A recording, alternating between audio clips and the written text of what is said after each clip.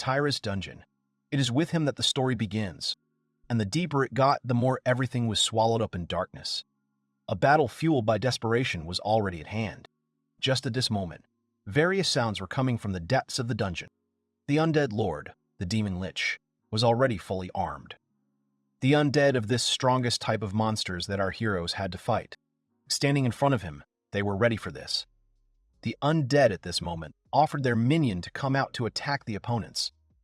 The guys saw that their opponent in the form of a lich was summoning monsters one by one, and there was no end to them, so they did not know what to do.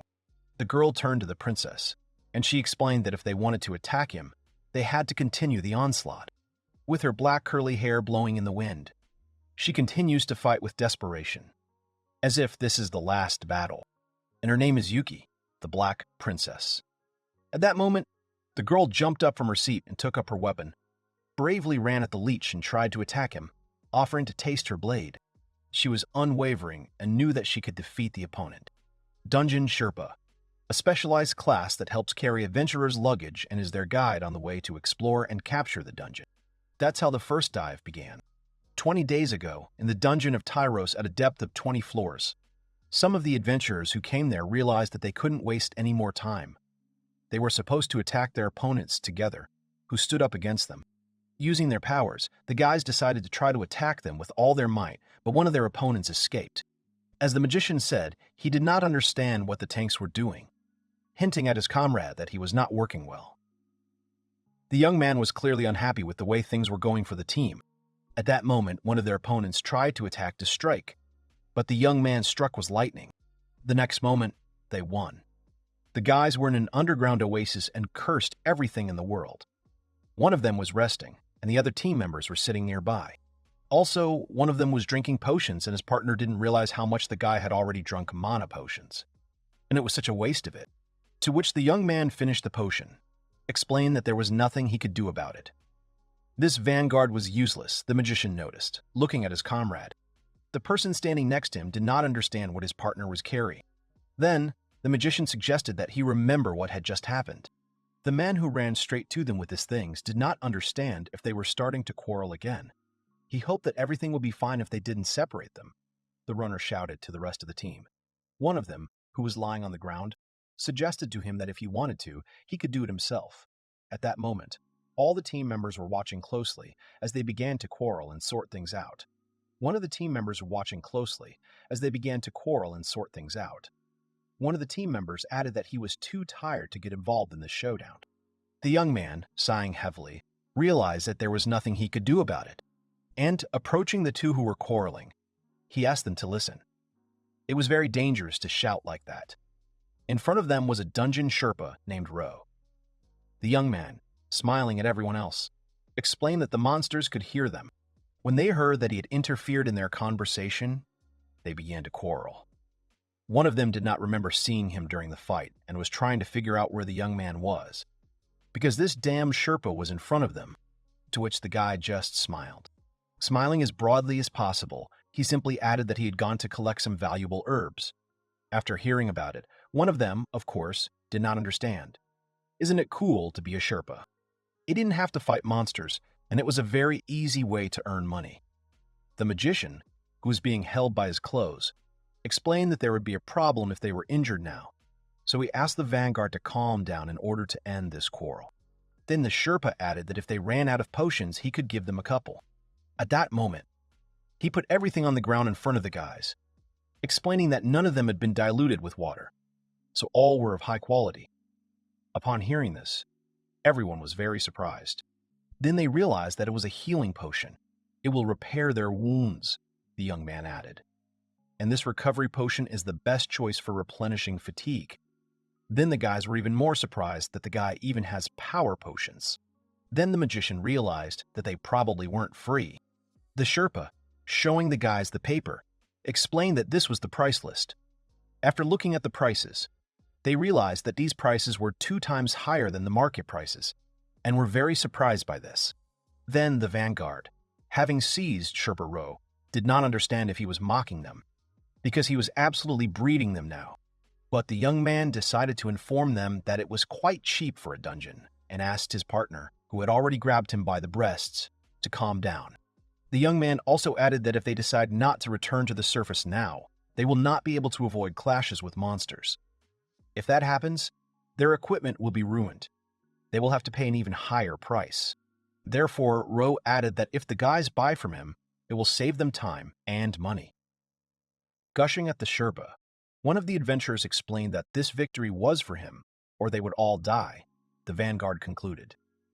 Meanwhile, the guys realized that they didn't even have enough stamina to climb to the surface. And it wasn't the best news to begin with. The Sherpa apologized to the team, but the price is not negotiated. It's the type of thing that just doesn't sell on the market because it's great for high-level adventurers. Then it was the guys who suggested to the leader to buy it as high-level adventurers. They had to use high-level items. Upon hearing this, Vanguard was surprised that the guys agreed, and his partner asked him to stop behaving like a barbarian. It wasn't worth it. Addressing the guy, the leader, releasing his scarf, explained that this time he would get away with it, but he would not hire him again in his life.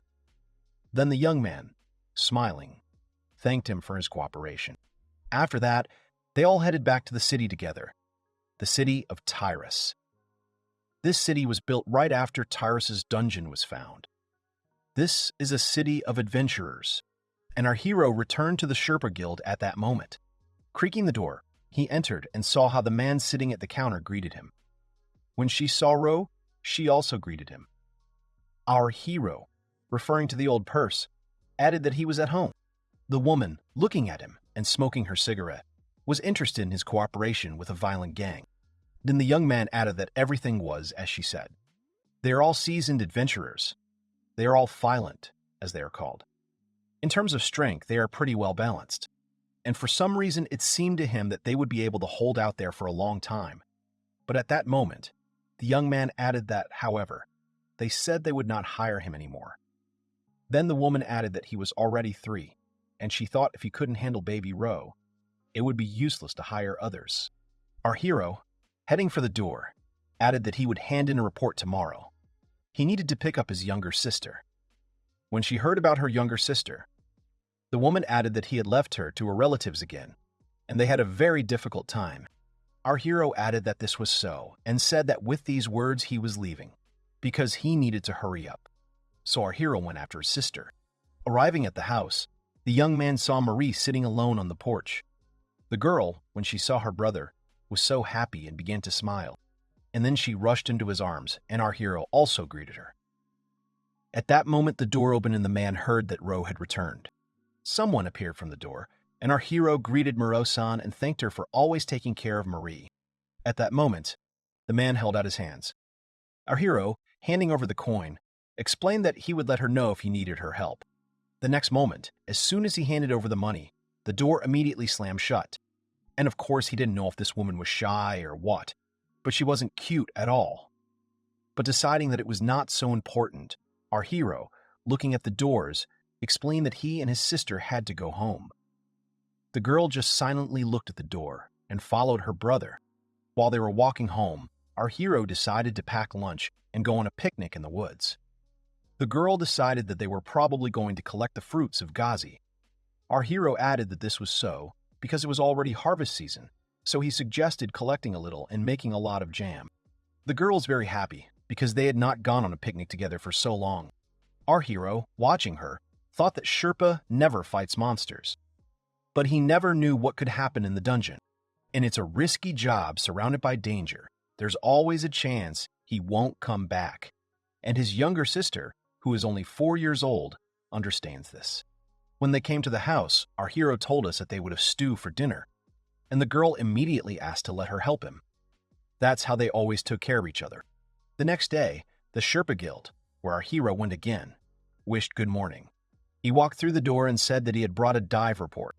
At that moment, when the door opened, a tall man appeared in front of him, saying that he was already expecting our hero. The man was so gigantic that it was even scary. The same one, addressing his beloved outstanding student, added that he had been waiting for him and asked to be allowed to tell him about the wonderful work that he had found. Our hero immediately closed the door, to which the man did not understand why he did it. Ro, looking at him, explained that when he smiled like that and spoke like that, It usually meant that he wanted to knit him for some difficult job, to which the man explained that he had asked him for many things, but this time it was different. They have a big shot here from the royal capital.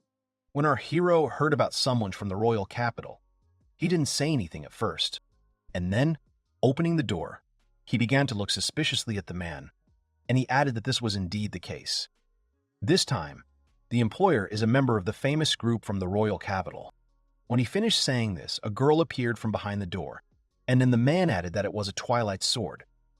A beautiful stranger came out to him. After hearing about the Twilight sword, she knew that it was the one that was rumored in the guild. And the man noticed that the young man guessed correctly. Twilight sword, as it is known. They have cleared countless dungeons, and the most famous of them are the most difficult in terms of real strength. In the list of adventurer groups that are published once a month, they always occupy the top of the list. They are called Heroes of the East.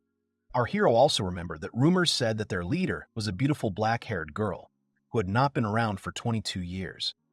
Now he understood that this would be their order. Looking at the stranger, our hero thought about himself. Then the girl immediately introduced herself as Yuka.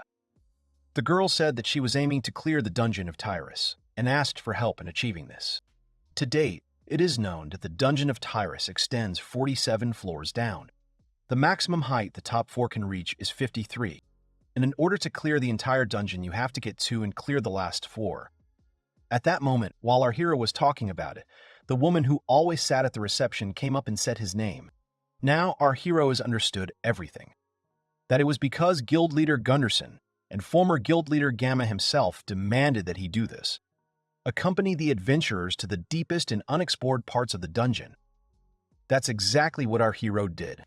So they met. Rose Dungeon Sherpa, Eureka's adventurer. This meeting marked a wonderful adventure, but they still didn't know what was really hiding at the very bottom of the dungeon, and that it was actually real darkness. Our hero understood that he would have to lead a squad of heroes into the deepest part of the dungeon. And looking at the princess who stood in front of him, he just smiled. To think that it was a similar assignment, and that it was a great honor for the Sherpa of the dungeon. He smiled at the girl and thanked her, explaining that he was scared and therefore had to say no. Diving into unexplored parts of the dungeon takes a lot of time. He couldn't have been away for such a long time. Then the woman who worked with him noticed that she could train his sister to be a Sherpa while he was away, laughing. Before our hero, of course, these were not jokes. What he said earlier, he was very unhappy. The woman, addressing baby Ro, added that he was saving money to take care of his sister, so he became a Sherpa. And, after all, this is a very profitable occupation in this city. Therefore, he should have been happy, because the reward this time is even more than he will receive during the year. And now she thought he wouldn't have any objections to showing the papers. Looking at the papers, he realized that it was a dive plan. If he had received this award, then Marie would have been able to go to school. Besides, it won't be such a long dive until they completely clear the dungeon. They will only go on 3 short-term dives. That alone is enough for him to accept this offer. He had something to discuss. Then our hero explained that he had not seen any more inscribed groups besides them. The princess added that the Twilight Sword is a group that acts alone, at a time when it is commonplace for ordinary groups to go to unexplored places in the dungeon together. For them, other groups will be too slow, which in turn increases the risk of ambush by monsters. However, the Twilight Sword is a group of 4, and in the past, they have already cleared a lot of suitable dungeon fences. The Twilight Sword is a group that is strong enough to compete with several groups from the top league at once. This is how they have always acted, and plan to act further, the girl added in the end. But our hero, looking at how serious she was, decided to take another look at the papers and said that he briefly got acquainted with the dive plan. He asked to be called Ro and agreed to accept the request. Upon hearing this, the girl calmly offered to call Yuika. Our hero, addressing her, could not wait to work with the girl. So they shook hands, and when she shook his hand, the girl smiled. Our hero saw this and was very surprised because it was unexpected for him. Then Yuki added that she would gladly have moved out at the same moment, but she needed to replenish her supplies of tools and potions. So she asked for advice on a good shop. Our hero realized that she probably wanted to go to a shop popular among adventurers. But the girl added that due to the fact that they are known in these circles, They have no passage in such places. So much so that you can't even take a deep breath. She would like to avoid all this today. Popularity is a real pain, our hero added. I thought to myself that it was not easy to be a celebrity. He had to clarify about the preparation of equipment, because this is a separate fee. She explained that it didn't matter and left everything to Ro. Then our hero decided to walk around the city with her and show her everything he knew. Together they went to various shops, potion shops and various herb shops. After that, they finally bought everything they needed. And then Eureka thanked the guy for it. The young man offered her to have dinner with him in return, and his little sister will be there too. The princess was not against it and agreed. When they came for our hero's sister, the girl confusedly introduced herself as Marinette and told them that she was 4 years old. Looking at her, the princess realized that she was still a baby, and when she saw the girl, she thought that it was probably his daughter. The young man explained that she was his sister, even though there was almost 20 years difference between them. Stroking her head, he told her that the girl could just call her Marie. Eureka sat down opposite Marie, greeted her, and introduced herself. She told me that she would be working with her brother. Our hero noticed that it was true. They would be diving together from tomorrow. To which Marie only looked at her brother in surprise and silently followed the guys. They came to the tavern to taste dinner, and when the food was placed on the table in front of them, they thanked them for waiting. Marie, handing over the appliances, said that it would be tastier this way, and Anyuka thanked the girl for her help. Our hero, watching this, realized that he had not seen Marie behave like this for a long time. He thought that when he decided to take Marie with him, it would be interesting, but he could not even think that the girls would get along well looking at them. The next moment, the man put the ale in front of them. Our hero thanked him. Then the princess realized that it must have been beer, and our hero said that it goes well with local food, offering her a mug. The girl added that even when she turned 16 and was allowed to drink, she had never tried alcohol before. And our hero decided then to order her juice. Marie was drinking juice at that moment, saying that she liked him very much. The princess was surprised that she was drinking the same thing as a small child, when Sherpa decided to add that Marie also really likes it. The next moment, the princess quickly raised her hand and ordered to bring her a mug of ale, after which she began to drink it, explaining that she was already 20 years old, and of course, she could drink beer, after which she drank it in one gulp. Our hero, seeing that she did it, also added about it, surprised. That girl proudly explained that of course she could and offered him too, but her speech was already beginning to be incoherent. The next moment, she almost blacked out. Our hero, seeing this, did not know what to do with the girl. Morning came. The birds were singing and daring with her hands. The girl finally started from the bed. Looking at the walls and the light entering the room, she realized that it was already morning. But it was unclear from here, and it was not like her room at all. Then she realized that she had a headache, and she remembered having dinner raw with his younger sister. The girl then got very drunk and began to climb Maria, talking about how cute she was, which surprised our hero, the girl herself. Putting Maria on her lap, she began stroking her head, believing that an angel had happened there, and offered to call her sister again. When she remembered this scene, the girl began to scream in horror, trying to figure out what she was doing with this bitter drink, that it knocked out all her mind. Maria was so cute, so she tried to be a good sister. This is Maria's voice, and these are Rose things, as she realized, looking in front of her. And she guessed that she had been in their house, leaving the room, but decided that in any case I should have apologized for the inconvenience. Opening the door, she saw our hero wiping the plates. Amare helps him and wishes her a good morning. Marie also bowed and went up to the princess, wished her good morning. The princess cleared her throat and sat there too, thinking about how cute his sister was still. She sits down with her, apologized for yesterday's behavior, but thought that her actions were very uncomfortable for her. To which Maria looked at her sister even more awkwardly. Our hero added that everything was fine, because Marie would just run away if she felt uncomfortable. She sat so obediently on the princess's lap, but only because she really liked the princess, as the young man explained, offering to finally have breakfast. He offered Yoka to have breakfast too. There was no way she could accept his invitation. But then his sister joined the conversation, offering to eat together, and the princess immediately agreed. Then our princess added that we would have to pick up their gear with the terrorist guilds. It would be difficult for him to navigate alone, so she asked to be allowed to go with him. When the boys left the house, Marie said goodbye to them, wished her brother and sister a safe journey. The guys waved back at her and decided to head to the Adventurers Guild. And when they arrived, one of the team members was incredibly surprised that the princess got drunk on beer and stayed the night with this guy. A girl from their team tore her hair on her head, thinking that the princess went shopping with a guy and returned only the next morning, which made her very confused and hoped that there were no attacks. The princess said that there were no monsters in the city. Then the girl explained that she did not mean it. Our hero, standing behind her, confirmed that he would only let her rest at home. She just passed out in the shop and nothing more. Then the girl screamed at him, asked him to shut up such predators, and that he was fired.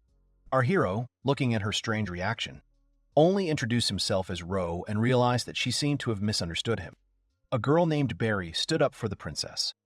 The princess, looking at how she is furiously trying to protect her with tears in her eyes, asked Barry to calm down. After all, the guy was the Sherpa they hired. And our hero, looking at this, realized that it looked like the girl actually had a sister complex. At that moment, a young man with a distinctive sound appeared behind him and apologized, scaring our hero, but explained that since Yuki-sama became a black princess, Barry began to react sharply. The man in front of our hero introduced himself as Nuku and told us that he was a shortstop. Our hero, seeing him, also greeted him. Then another man appeared, flying over him, and realized that the young man in front of him, in the person of our hero, would be a good anchor. Looking at the one floating in the sky, our hero was wondering who it was, and the guy introduced himself as a Mazakan sage who uses magic to defend and attack. Upon hearing his name, our hero realized that he was the legendary adventurer who was named a hero for 3 different feats. When Barry heard that he was legendary, she just pouted, adding that he was just an old man who retired and came back again. Then Short added that Mr. Mazakan was Barry's father. It was said, by the way. Upon hearing this, our hero was even more surprised. He also added that he is over 60 years old, among them 4 he boasts the highest level. Our hero added that he looks very young, as if they were 30 years old, to which the man just smiled. The princess explained that she and Barry were warriors of light, and Barry added that she wasn't sure if the princess was sure that they wanted to take this guy with them. They needed to discuss what was in the dungeon then. But Barry asked the princess to stand and see her decision. They entered the dungeon and asked everyone to be careful. It was very slippery in it. This is a shortcut for adventurers of advanced level and above. This path will lead up to the 14th floor from the sea, to a staircase that descended deep down in front of our heroes. Underground on the 14th floor, they reached the oasis. Their goal for today was to reach the 47th floor. Only on their 3 dives will they be able to reach the core of the dungeon, the princess concluded. She explained that the core of the dungeon is what produces the monsters of the dungeon. It will give them a huge amount of experience points. Clearing Tyrus's dungeon also raises their level a bit. Ro, Yuika believed, knew a shortcut to the next oasis, and wanted to know which floor they were on. Then our hero added that it was at 19, and it had to be borne in mind that they would encounter a huge number of different monsters on their way. And in the beginning they would meet many monsters, hunting in packs like goblins, scaly dogs, snakes with stings, stone dolls, Applebees, horned cats, cannon vines, and cutting willow. And silver plates will be the rarest among them. The princess, having heard this information, decided that it was enough for now, and she trusted our hero. Then turning to Barry and Masakan, who were standing aside at that moment, she asked them to come over. Barry, moving away from the rock, approached our hero, explained that it wasn't that she liked spending all the magic on our hero, but she had to strengthen his legs, otherwise the whole group would slow down because of him. Which is exactly what I did at that moment. Our hero thanked the girl for strengthening his legs, which increases his speed with her magic. As he understood it, the girl used a sailboat, so it's called a spell. Ro will need some time to get used to it. They would skip the remaining floors to the oasis, and so everyone rushed forward on the princess's orders. They ran so fast that our hero was surprised at how fast it was. It felt like he was just being carried by the wind. To which Mazakan-san, who was flying next to him, was subjected to questions, for example, about what kind of magic circle he had just drawn, and he explained that it was a silver oil coating. It's just that our hero had to think of it as an oil that covers his body, despite the fact that it does not cover his back, but the rest of his body will reflect any physical attacks. After hearing this explanation, our hero had never heard of such cool things before. Now he realized that he was swimming all the time. While they were running, they decided to have a little talk. Masakan-san realized that the guy likes to chat. Then he added to his boy that if he kept talking like that, he would soon run out of steam. Barry, who was running in front at that moment, thought that he should have fallen from fatigue. This Sherpa is a predator. It would have been even better. Our hero saw a tunnel ahead, and Barry, noticing how shrewdly he spoke, realized that the young man now had a calm face. Short added to the princess that they were approaching, 12 overhead and 7 in front of them. Then Barry went ahead, and the princess wanted to warn her. She asked me to leave everything to her. Barry thought to herself all about how our hero would soon have to cry, begging them to rest. With that, she jumped forward and went on an attack on the applebees. Applebees are insect monsters the size of apples. The acid they spew from their butts can easily dissolve meat. Realizing that there were applebees in front of her, Barry decided to cut them with her knives. Realizing that if he started whining, she would definitely tell him later that he'd been fired by a thick-headed Sherpa and would do it that way, she decided, still thinking about the young man. Yuika is the central link of the Twilight Sword. They can go through anything with her. At that moment, everyone was fighting with the remnants of bees or other monsters. Addressing the Black Princess, Short saw the monster that was coming at her. Their elegant princess doesn't need a man, Barry kept thinking to herself. And at this moment the princess, fighting monsters, asked Barry not to stop. Our hero, looking at them, understood that the group did not stop for a second. It was the first time he had seen such a thing. Unfolding the map, he explained that at the next fork, they had to make a left turn. When the guys came to this turn, they had to stop, because it was sealed, and they hoped that our hero was not mistaken and was sure of it. The young man added that he was not mistaken. The right path is a dead end. To go down to the next floor, they must pass through the snake corridor to their left. The princess saw that Barry did not trust the young man very much, and then asked her to just believe in him. Short, addressing the Black Princess, added something, and the girl realized that it was a trap. They are advancing from the right aisle, and it looks like they're blocking their path. Apparently they want to stop them at all costs, looking at the monsters to be in front of them. Then our hero added that they were goblins, looking to the side still to where there was a black gap recently, realizing that in order to get to the next floor, they would have to fight these monsters. The princess noticed that it looked like these guys had blocked the right tunnels to prevent people from escaping. The next moment, our hero, seeing that they were goblins, warned his comrades. And then the guys came to his defense. The princess asked Ro to hide behind a rock, and our hero immediately followed her order. The rest of the guys, along with the princess, came forward, and then Short saw that there were about 40 goblins there. Turning to Barry, he offered to go ahead. The girl immediately obeyed him, and so they went to fight. Our hero shouted from behind that there were a lot of inconspicuous humps here, so he asked the guys to be careful. The princess noticed that they could handle it. Our hero saw that Yuriko was standing right in front of him, and wondered if he really didn't want to go with them, because the girl had to worry. The princess added that everything was fine. He should have just left it to them. The next moment, Short, along with Barry, who was advancing on the goblins, took something out of his pocket, and the next moment he attacked the goblins with it. It was a finger bullet, and Short used the shot to deal with several of the goblins at once. One row of goblins was defeated.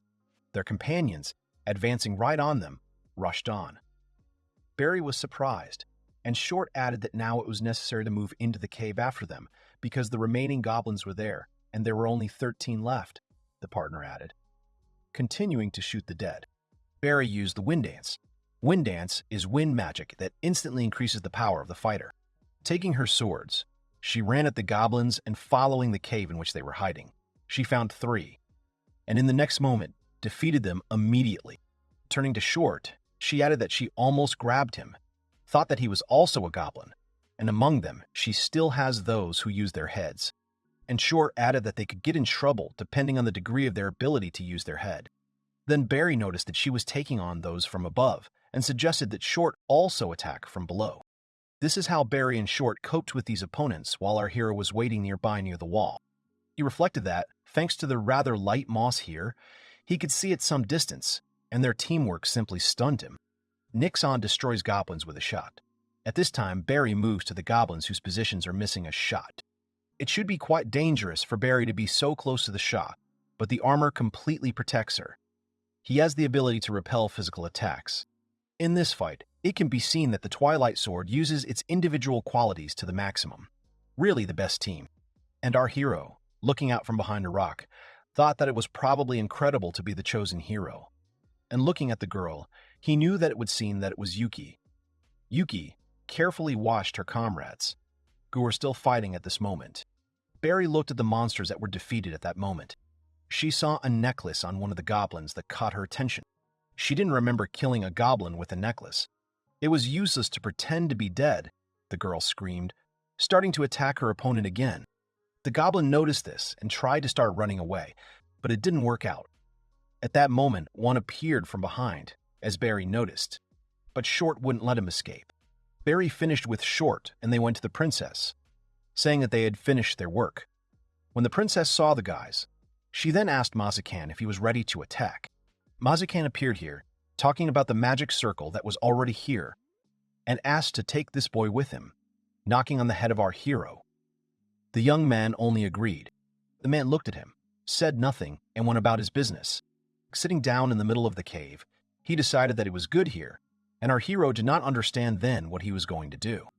Mazakan, using his staff, explained that he was going to conjure a dirt bridge. The next moment, a passage appeared in front of the guys, and our hero realized that there was still a way. Barry did not understand what had happened and had already run to help. But the next one will be the maze on the 20th floor, as the princess noticed, running forward. And our hero noticed that everything was right. Turning to the princess, he thought that he needed to go back and collect magic cores from goblins, but the girl added that it was not necessary because it was not the best thing to do. A magic core is a mass formed in the body of a monster. When collecting it, he gets the experience necessary to increase his rank. The princess added that as long as they catch up with her and cover her path, it doesn't matter if monsters show up here. Offering to go on, she had to lead and asked Ro to be quick. Our hero just looked at the girl in silence and had to ask Magic San about something. He immediately looked at the boy with interest and what he wanted from him. Now our hero has guessed that the Twilight Sword has tactics to preserve Yuki's strength. Magic San realized that our hero guessed correctly, but he was wondering where he got it from, suggesting going faster on. Our hero just meant that he was not talking about the politics of the team as a whole. The young man explained that he was thinking about building a Twilight Sword, considering that the type of their actions and abilities he thought was a standard action plan with 3 fighters in the vanguard. Short finds the monsters and immediately attacks. The princess and Barry move smoothly and make very strong attacks, and Magic San provides them with magical support. 2 people are clearing the way, It was Short and Barry. Magic San uses magic support. At this moment, the princess is left alone. This was the reality that our hero saw. And before that, there was a standard plan. But in reality, everything is arranged in such a way that Yuika simply does not have the space to fight. Our hero, while they were running, added that Yukia hadn't even moved from her place in the last battle. Magic-san just laughed. He thought that the young man was an ordinary boy. But as it turned out, he was very observant. Our hero thanked him for his praise, nodding in response. But Magic added that, however, he had already analyzed its true power. Our hero just looked at him in silence, realizing that he had found out about everything. At that moment, the princess distracted Ro, explaining that there was nothing like that, and our hero then suggested making a short stop, 19 underground floor. When they stopped, Barry laid down on the floor, declaring that she was very tired. The princess added that there is such a thing, because she ran from the very start without the slightest stop, addressing Barry. The princess thought about how she suffered so much in the dungeon Tyros, and it feels like it's even more than usual now. Barry added that this was not entirely true. She thought that she should show her abilities by imagining how she stands, and our hero bows in front of her, saying that he has no right to be a companion. Then our hero approached the girl, offering her a recovery potion, because she will recover immediately. Then her fantasies were immediately destroyed. Magic-san, who appeared behind him, seemed to add that this boy had an interesting idea. Addressing him, our hero thought that he had some skills. In addition to the benefits, besides flying, he also has a slowdown in aging. Benefit is one of the special abilities. With it, you can find out the nature of an object by touching it directly. It can be used on both people and objects. The princess knew that the gift was personal, but if Ro didn't mind, then she would like him to show and tell what kind of gift he had. Our hero, exhaling heavily, realized that Magic-san already knew about this. The only gift he possesses is the restoration of stamina. Short added that he had never heard of such a gift. And then Barry also wondered what kind of gift it was. Magic-san added that, roughly speaking, it is difficult for him to get tired. And our hero also noticed that this gift is more common in monsters than in humans. Magic-san thought that this was what was needed for a Sherpa. If the Sherpa gets tired and wants to take a break, it will be abandoned. At this point, Barry added that it was completely illogical. But our hero added that this was his gift. The princess thought it was just wonderful. She knew that in the past dungeon they had to adjust their speed somehow to whether the Sherpas were tired or not. They had nothing to worry about this time. This means that Ro can be much stronger with stamina recovery. She's sure everyone wants to see it. Our hero added at that moment that he was just a Sherpa. He didn't understand what they would do if he ran out of steam. The girl just laughed. At this point, Magic-san added that it would be expected. Our hero understood that not everyone was laughing at him. He understood that Magic-san was also exhausted when his stamina ran out. But they also needed food and water to stay fit. They decided that they needed to talk about which floor the next maze was waiting for them.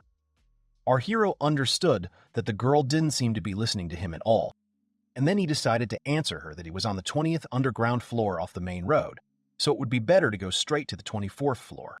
There they will encounter goblins, moss nobis, slime, poisonous bats, black wolves, chopping crabs, glowing sickles, demonic illusion of light, as well as manticore. After hearing about the manticore, the girl looked at our hero with interest. Then Ro added that she was the king of the local fauna. They meet only on the 23rd floor. The Lord of the Hierarchy is one of the dangerous monsters that originally lived on a lower level, but after a while moved to the 23rd floor. However, she might not be in their way, so they should hurry up. The princess thought about it. She decided that they should have gone there then. Our hero explained that some monsters are gifted, and it was probably better for them to avoid them. But Short added that it wasn't a problem for them. Short noticed that he can determine the number of monsters with the help of the enemy search gift, and if you know their exact number, then it's easier to deal with them. Our hero thought so, remembering how Short had already warned once how many monsters there were, and even more than once. Anyway, our hero realized that they would follow Yuka's suggestion. Apparently, the girl, hearing that he agreed to this, just grinned. So our heroes got to the 23rd floor underground. Moving forward, Ro noticed that Manticore would be here soon. Looking around, he noticed that there was a moss nobu here, so they had to be careful. At that moment, they were walking through a dark place. The ground here was quite wet, as the princess noticed, and Barry seemed to add that the ground even slid as they walked forward. Then at that moment, she stepped on something and realized that it was slime, but why exactly here, she could not guess. Our hero added that he had heard from other Sherpas that they had seen a moving maze. It looks like the slime is trying to simulate a maze. Then the princess, turning to the Sherpa, hoped that he could use the enemy search on why he walks. But Short explained that he did not think that there was any gift capable of this. Then she wondered if he knew where the slime was. But then Barry added that somehow it was too sticky. As they walked forward, addressing Kurahima, Sama added that there was one monster ahead. This was the Manticore. The same Manticore that the princess had heard about earlier, deciding that it was their opponent. Just right. The depth is 23rd floor. That's the top of the local hierarchy, as our hero thought, looking at the Manticore, which towered standing on the mountain. She has magic, lightning, deals damage to the enemy, causing him to become paralyzed. I wondered if Manticore always acted alone. If that's the case, then she should have been a little stronger than the other monsters living on the 23rd floor, and even level 35 monsters. When the Sherpa was added, the princess decided that this was great news, and asked Ro to go hide behind the rocks again, taking out his sword at that moment. Our hero obediently followed her instructions, and he was wondering if Yuki was going to fight this time. Yes? She asked to attack, relying on his poor support, and she and Nook will aim at the head. Barry was supposed to be distracting the manticore. Short agreed with her, and it will be done as the guys decided. Pretending to be stuck, Barry decided to follow this plan. The manticore began to growl, and at that moment, Barry, using the wind dance for both guys, strengthened them, and now the princess had to go into battle with her partner. They started following the plan and split up. According to him, our hero was watching them closely at that moment, using shadow winds and sail. She was able to jump to the cliff in one fell swoop, as he noticed. At that moment, our hero realized that Barry was probably stuck, and he was wondering how the manticore was going to fight. Barry was standing at that moment, waiting for him to get too close. And the next moment, the princess and Short were watching, jumping out of an ambush right on the cliff to watch the battle from above. The manticore started growling, and at that moment, Short started shooting at it. She easily dodged his shots. At that moment, Barry noticed that the manticore's partner would use lightning magic. And then, Magic Sand decided that there was nothing he could do about joining this battle. Manticore using a lightning strike against Magic Sand's dirt bridge. The manticore started growling again. The next moment, Short started attacking her again, and Barry decided to support him. Our hero is watching all this. He did not understand if Yuki was not going to kill him. Even though it was a manticore, it seemed to him that the Twilight Sword was deliberately trying not to harm him. Based on what Yuika said, using exactly the bad support, I thought they were trying to make the manicure step on the slime. Even a manticore can get stuck in it for even a second. But maybe our hero also decided that, probably, Yuki wants to arrange something at this moment. They understood that nothing was working out for them, and Short added that he thought at least one of her paws would get stuck. The princess thought about it and realized that when Barry ran, it was noticeable that she did not know where to put her foot. I thought the manticore was trying to avoid the slime, albeit subconsciously. Still, getting manticore stuck was a difficult decision. Our hero decided that if he sent her to a place where the slime would simply not be avoided. The slime is trying to escape because of the fact that the manticore has penetrated here. And the only way for the slime to get out of here is to squeeze into a narrow passage through which the manticore simply will not be able to pass. And there should already be quite a lot of mucus left. Our hero decided that the problem was that now he needed to find this passage himself, and even in such a dark and huge area. Then he thought about it, looking at the fact that the moss began to fly away, and there is only one passage leading here. So, the place where the moss flies from must be a dead end. Our hero realized what it means there is a small gap that is not on the map. Taking out the map and looking at it carefully. If you look at the map from both sides, our hero found a way out. At that moment, Magic-san, watching the young man, realized that Ro was not amiss. He turns to Yuika, shouting that, but still there is a place with a lot of slime where the manticore will definitely get stuck. Pointing to the place that was behind him, he said that it was at the base of the wall. The girl noted that he was right. At that moment, Short explained to the princess that they had not explored those places yet. Barry also didn't understand how our hero could know what was there, as if he hadn't been there yet. Our hero explained that it was not necessary, because they have a map and the experience of the guys. He tells them how their Sherpa is. Hearing that our hero said it so seriously, the princess was surprised at first, and then, just grinning, decided that they could do it. Addressing her teammates, the girl suggested driving the Manicore in the direction our hero suggested. They all started doing it together. The Manicore began to run away exactly where our hero expected. At this moment, when they were chasing her, the princess needed to find out from Ro exactly where this place was. The young man added that she was right between the rocks. At that very moment, the Manticore was already almost in the place where our hero was pointing.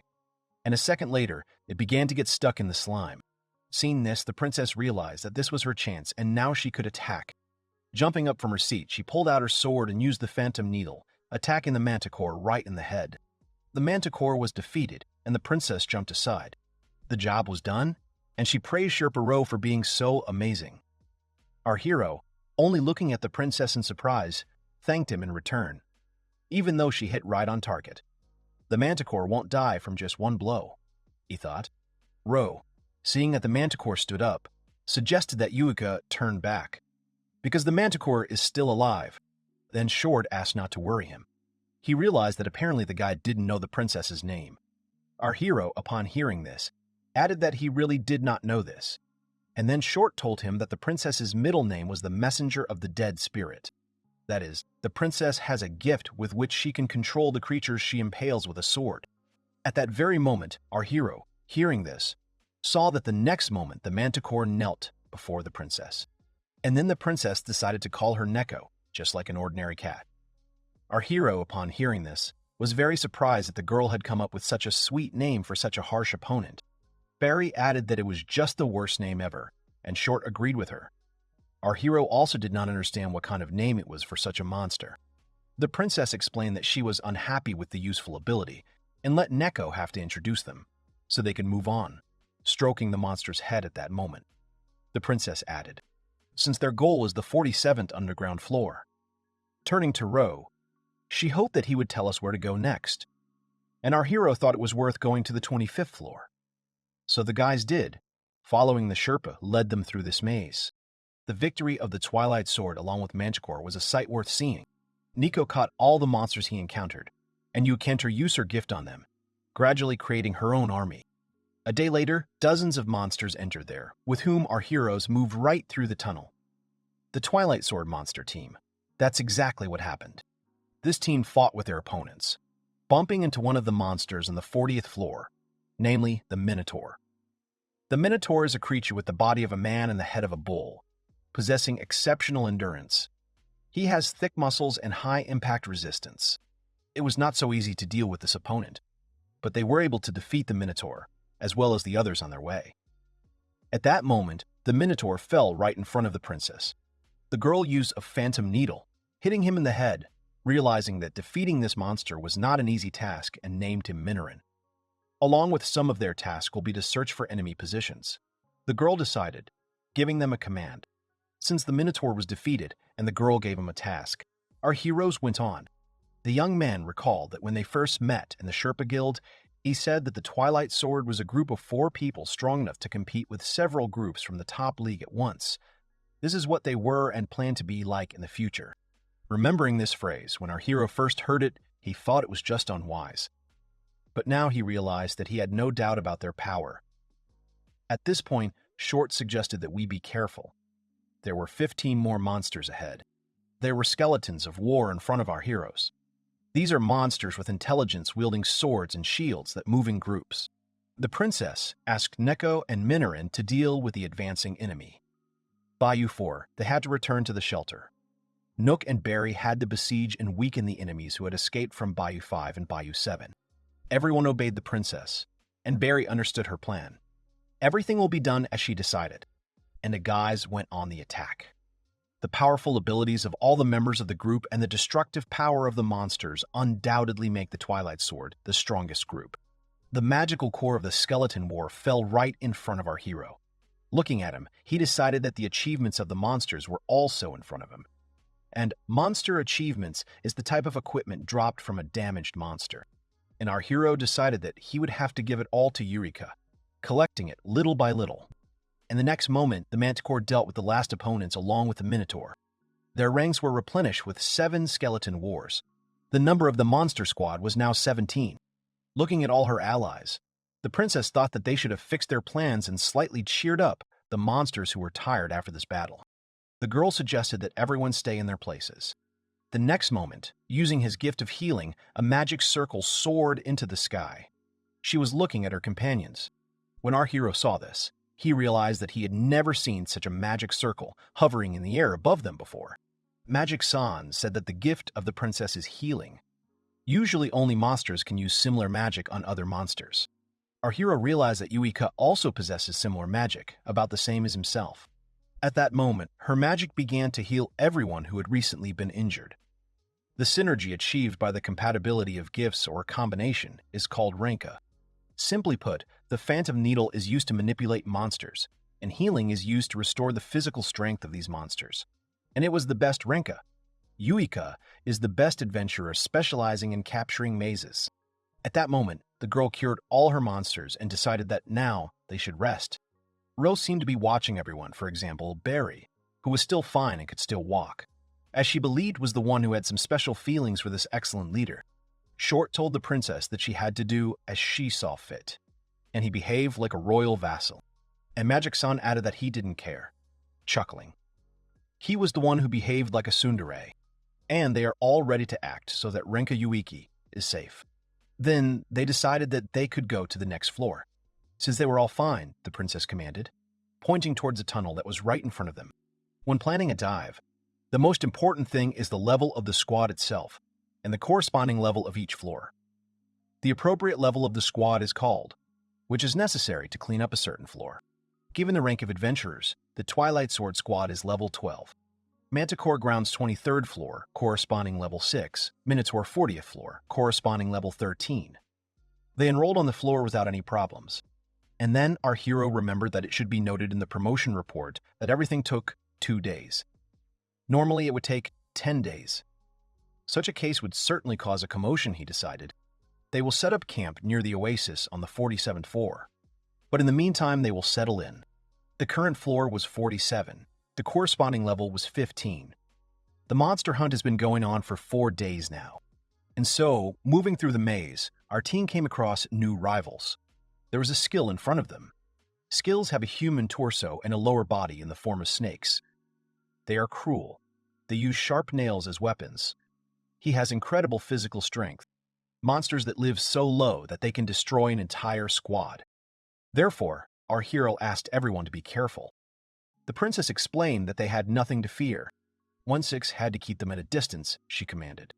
And at that moment, the skulls began to reflect the attacks of their opponents. The snakes, that these opponents had started biting the skeleton's legs, or rather the bones that were there.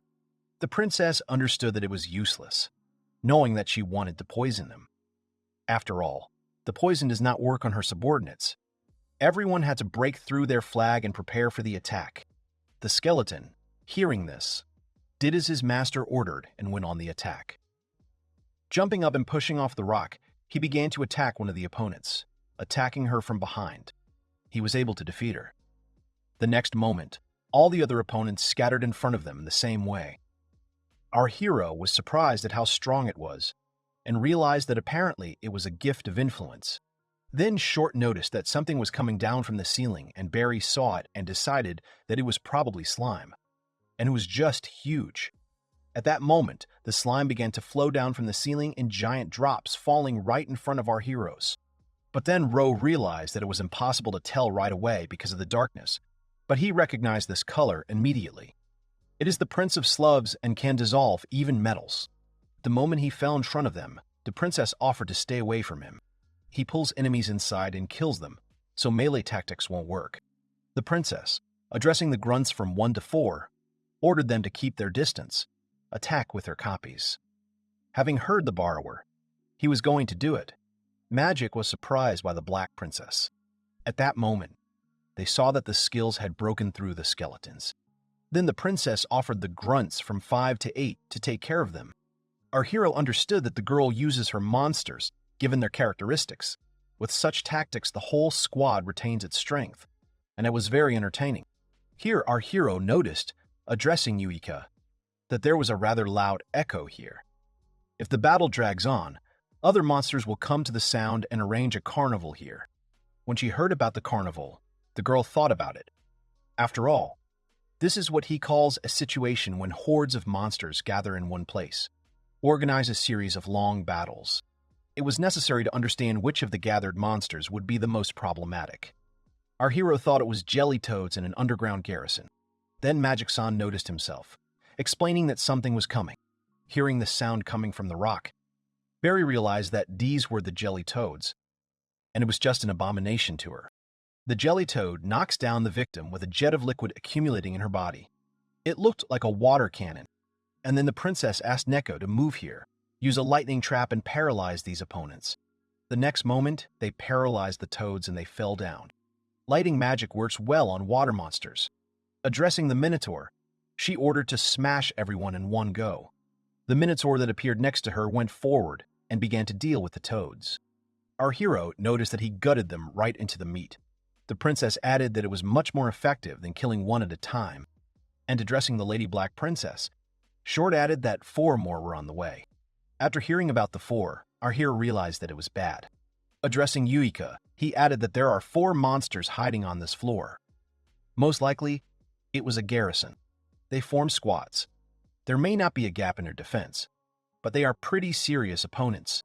At this very moment, our heroes were overtaken by a storm. Realizing that it was snow magic, Barry was surprised, because she was trembling, and the girl was looking ahead. Short realized that the orc and the slug prince had frozen. At this moment, they were looking ahead expectantly. Magic Sen added that it was a lively carnival, laughing. It was an underground garrison. Lower demons equipped with various equipment thrown at lower levels. They were attacking our heroes, and the princess saw that they had a magician, which meant that they seemed to be able to handle a sword, taking out their own at that moment. Looking at the princess, Barry was interested in what to do with the skills, and then they offered to do them. Barry, meanwhile, was supposed to help the skeletons with her grandson. The guys obeyed and went to perform their duties. The girl suggested to beware of snake venom. The princess was supposed to treat Barry if she was bitten, as the girl asked. And that's what they agreed on. After that, the princess, addressing the Minotaur, offered to go ahead. They had to get their army. The next moment, a battle began between them. When the battle was over, our heroes arrived on the 47th floor, stopping near the oasis. The Sherpa, looking around at all this, realized that this carnival gave her goosebumps. He thought that now it became clear to him why they always had such an unusual loot. The princess added that they managed to get all 4 of them only thanks to our hero. The appearance of stronger monsters was their goal, so they were able to strengthen their armed forces. At that moment, the guys were talking over a cup of soup, which was prepared by a Sherpa. And then the princess thanked Ro because he was very good at cooking and he really liked the soup. Our hero, seeing that the princess was happy, asked her to contact him if anything happened. Short thought that it was simply amazing to be able to eat lettuce so deep underground. Our hero added that they were still moving at a fast pace. I smiled at him, then he heard the kettle start to boil, and Sarabo's tea was ready. After pouring 1 mug, he handed it to the princess, suggesting to be careful because it was very hot. The girl thanked him for the tea, and our hero thought that starting with Manticore. The total number of Yui's subordinates was 50 monsters. From the expression on her face, you can tell that she was very tired, and the potion would have helped. But he thought it was worth replenishing her strength with delicious food first. The girl sat and admired how delicious the tea smelled. Meanwhile, our hero decided that the main dish would be smoked meat and that it was very tasty when cut into thin slices. But Marie likes to eat it in the sandwich more, so he made a sandwich and handed it to the princess. When the princess saw the sandwiches, she remembered that his sister had told him this when they were together. Our hero decided that this was not surprising, because they often did this at home. At that very second, the princess remembered our hero's little sister and how they spent time together, as well as how she drank too much once and tormented her all day. Our hero, trying to distract the girl from her thoughts, added that when the princess was sleeping, Marie said that she had a lot of fun with her, and therefore he hoped that she would not mind playing with her again. Upon hearing this girl was delighted and gladly accepted this offer. At that moment, Barry, sitting near the rock and watching the princess closely, saw such a thing for the first time. That cool, awe-inspiring, beautiful princess was able to make such an expression on her face, as she noticed when the girl was smiling at our hero and did not understand what this womanizer was up to. Cursing him, Barry continued to stare at him. Our hero felt the pressure from the back and turned his attention to Barry. But there was nothing to do, and then there was the sound of a pot falling. And then Magic added that his stomach was full, and since the meal was over, it was time to check the drop. And so he offered the guy to spread out on the ground everything they had collected, addressing Ro. Our hero, taking out all the items, agreed with him, of course, and they laid them out on the ground. Looking at all this, Short just gasped, and our hero added that the lower the floor, the more diverse the loot was. At that moment, Barry was sitting nearby, just watching them from the sidelines. Short tried to figure out when our hero managed to collect such a large number of different devices, but Ro only added that he managed to gain time between battles. At this moment, Magic San was carefully examining the 2 things that were in his hands. Collecting dropped items, demonic cores is the job of a Sherpa. because demonic cores give experience. Short added that he said it so calmly, but it was quite difficult to collect all this alone. It was necessary to squat, get up, run around the field for this. The gift of restoring stamina was simply terrible, he decided. Our hero realized that maybe he really thought so, a little embarrassed by his words. Then Magic-san added that half of them seemed useful. Silk drop from the skill increases resistance to poisons when worn. The sharp fangs of the amphispin pierce even armor. They are good as a melee weapon. The scales of the earth serpent and their charms keep the reptilian monsters away. Cocoons of the ice moth. Fireproof clothes can be saved from them. The armor and weapons of the monsters are cursed, so it will be hard for the people who used them. The necklace that Magic-san was holding in his hands explained that it turns the owner's necklace into stone, and the knife that he had in his other hand has a throwing effect of half the damage. The princess decided that it must have been created by a dark blacksmith. And by the way, back then our hero heard that dark blacksmiths make high-end equipment from ore mined in the dungeons. Some are even able to forge magical items endowed with gifts and specific effects. And the dark blacksmith is a special kind of lower demons, providing equipment for humanoids living in the depths of the dungeons.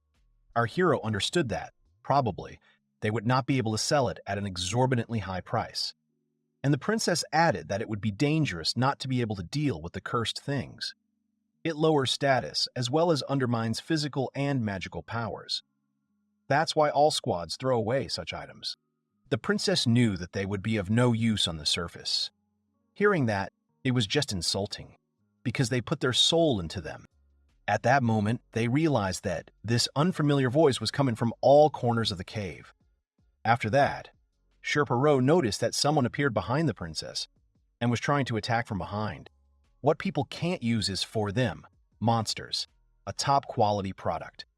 At that moment, someone attacked the girl and put a knife to her neck. Short and everyone else, seeing that Lady Black Princess had been attacked, started up. There was something behind the girl that explained that such a weapon was very effective for killing adventurers. At that moment, the princess was taken hostage. Barry had already rushed towards the girl and started shouting so this opponent would not touch the princess. At that moment, the opponent looked closely at everyone who was standing next to him.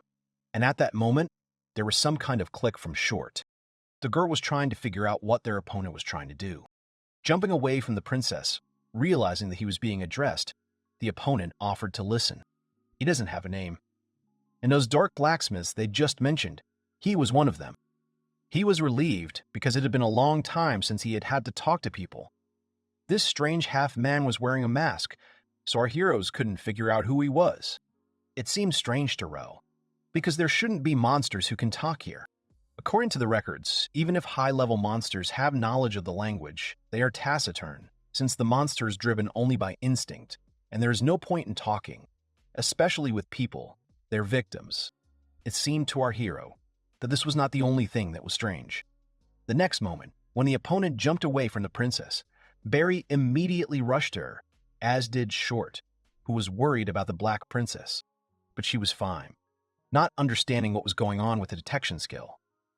Nuku didn't know because he didn't feel the demonic energy at all. Then Magic-san noticed there that maybe this guy doesn't have it. The monster, standing not far from them, was spinning in place in front of them, and explained that if they thought so, they were the guys from the top floor and why they came down here was unclear. He was addressing the monsters that stood in front of him, and the princess offered 1 and 2 to grab him. The monsters started attacking this opponent.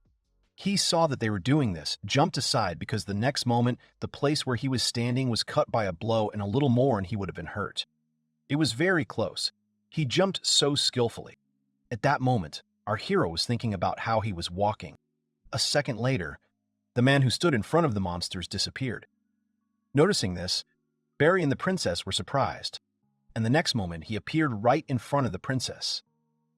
Our hero understood that the monster uses teleportation. The monster, having approached the princess, now realized that she was controlling them. The girl was surprised that he was so close, but did nothing. Barry was trying to figure out what was wrong with him. He also felt a murderous aura as he jumped away from her. Of course, he was very scared. At that moment, he disappeared and appeared next to our hero. Having felt this, the young man, of course, was surprised that there was a monster standing next to him. And he was the only one who greeted them. addressing the young man and slapping him on the shoulder. The monster understood that he had apparently pointed a weapon at him, and he believed that they could become friends. Our hero, of course, was flattered and hoped that the enemy would answer him a few questions. When he heard that our hero was looking for answers, the monster was surprised and called him Wicker. He understood that the guy was a curious guy and he really liked him. Therefore, the monster began to smile. The next moment, when he started jumping again and moving from side to side, unfortunately, he explained that he also needed to deliver the goods, so he couldn't stay any longer. And he understood that, after all, they would sink even lower. Then they would definitely have a chance to meet again. And he asked me not to let myself be killed and not to remain decomposing corpses. His voice at that moment came from somewhere. As before, it was unclear from where, but their opponent disappeared. All he was saying was that people were so interesting, especially those who had died recently. But the braided one was nothing like that alive. And Ro, after listening attentively to him, remained only with the others in silence. Barry, running up to the princess, began to shake her, hoping that she was okay. The girl explained that everything was fine.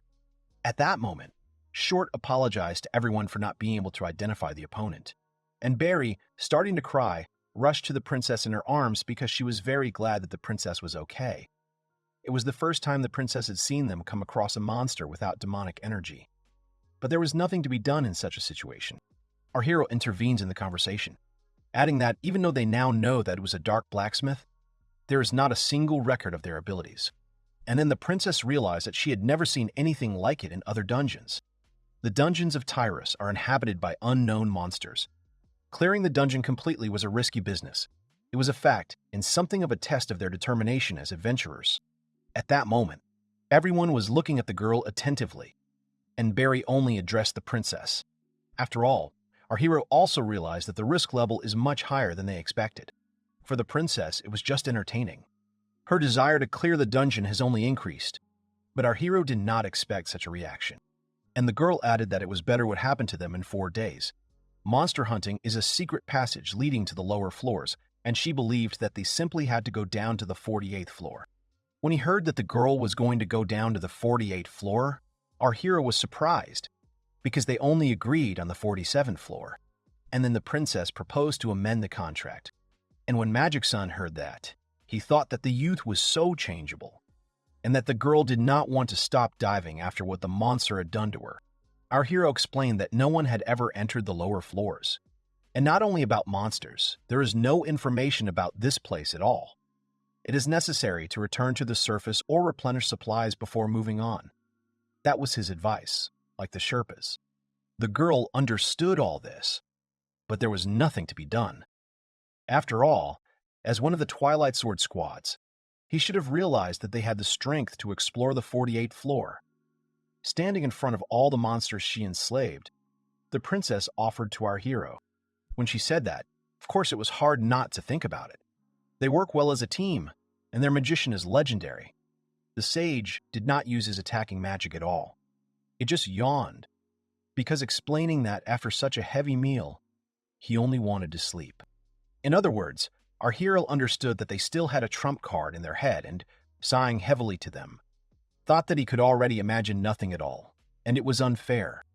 The girl only apologized to him. She felt that Ro would listen to her decision. Our hero was surprised and did not understand what this meant. Now he understood how she understood everything. Full speed ahead, full steam ahead. The princess, hearing that he thought so, only laughed. At that moment, looking at the idyll between them, Barry pouted and, addressing the guys standing between them, explained that the Twilight Sword could cope with anyone and any time without his help. Addressing the princess. But, apparently, our hero, as he realized, had no choice anyway, so he would just listen to Eureka. At that moment, he was standing in front of Barry, who was angry at him, and she reminded him of a cat. The princess did not understand why Barry was behaving, but decided that they would leave it aside and had to move forward into the unknown. The 48th floor of the Dungeon of Immersion in an unmarked place on the map begins. Our heroes, having gathered, moved, and the young man, diving, saw a glowing moss, very high, and a lot of mana is concentrated here, adding about it. And this surface will not be the best support. They were moving on to the dungeon at that moment. And at that moment, Barry noticed that now that they were here, he wasn't that much use. and now he wasn't capable of anything. She was very pleased with what she just said, and our hero noticed that she added that it was true. Upon arrival on a floor where no human foot has yet set foot, for them, Sherpas are a common thing to rely on the experience, instincts of adventurers. And the first thing our hero had to do was draw a map. Therefore, holding paper and pen in his hands, using a compass, he began to explore and make drawings. He needed to make notes about his surroundings. They moved forward and realized that it was probably possible to go to the oasis here, as Barry noticed, who went down ahead. Then our heroes continued to descend and found themselves near the oasis. Then Nuka sensed and explained to the Lady Black Princess that there was a monster ahead. Thinking about the fact that he was ahead, he might have been over the oasis. And Barry saw something. Look ahead. The guys found a vine cannon, which was so huge that everyone was very surprised. There may be something here, but I'm sure it was boring, Barry decided, looking at her. After all, they didn't come across any monsters on the way here. Looking at our hero, she bet that someone was still excited about this place. And then, addressing the princess, she also added that since they had found an oasis, they might have reached their goal. The princess noticed that this was the case, so she asked to take a break and return to the surface. Our hero carefully looked at the cannon vine because it was amazing, and he just silently watched it.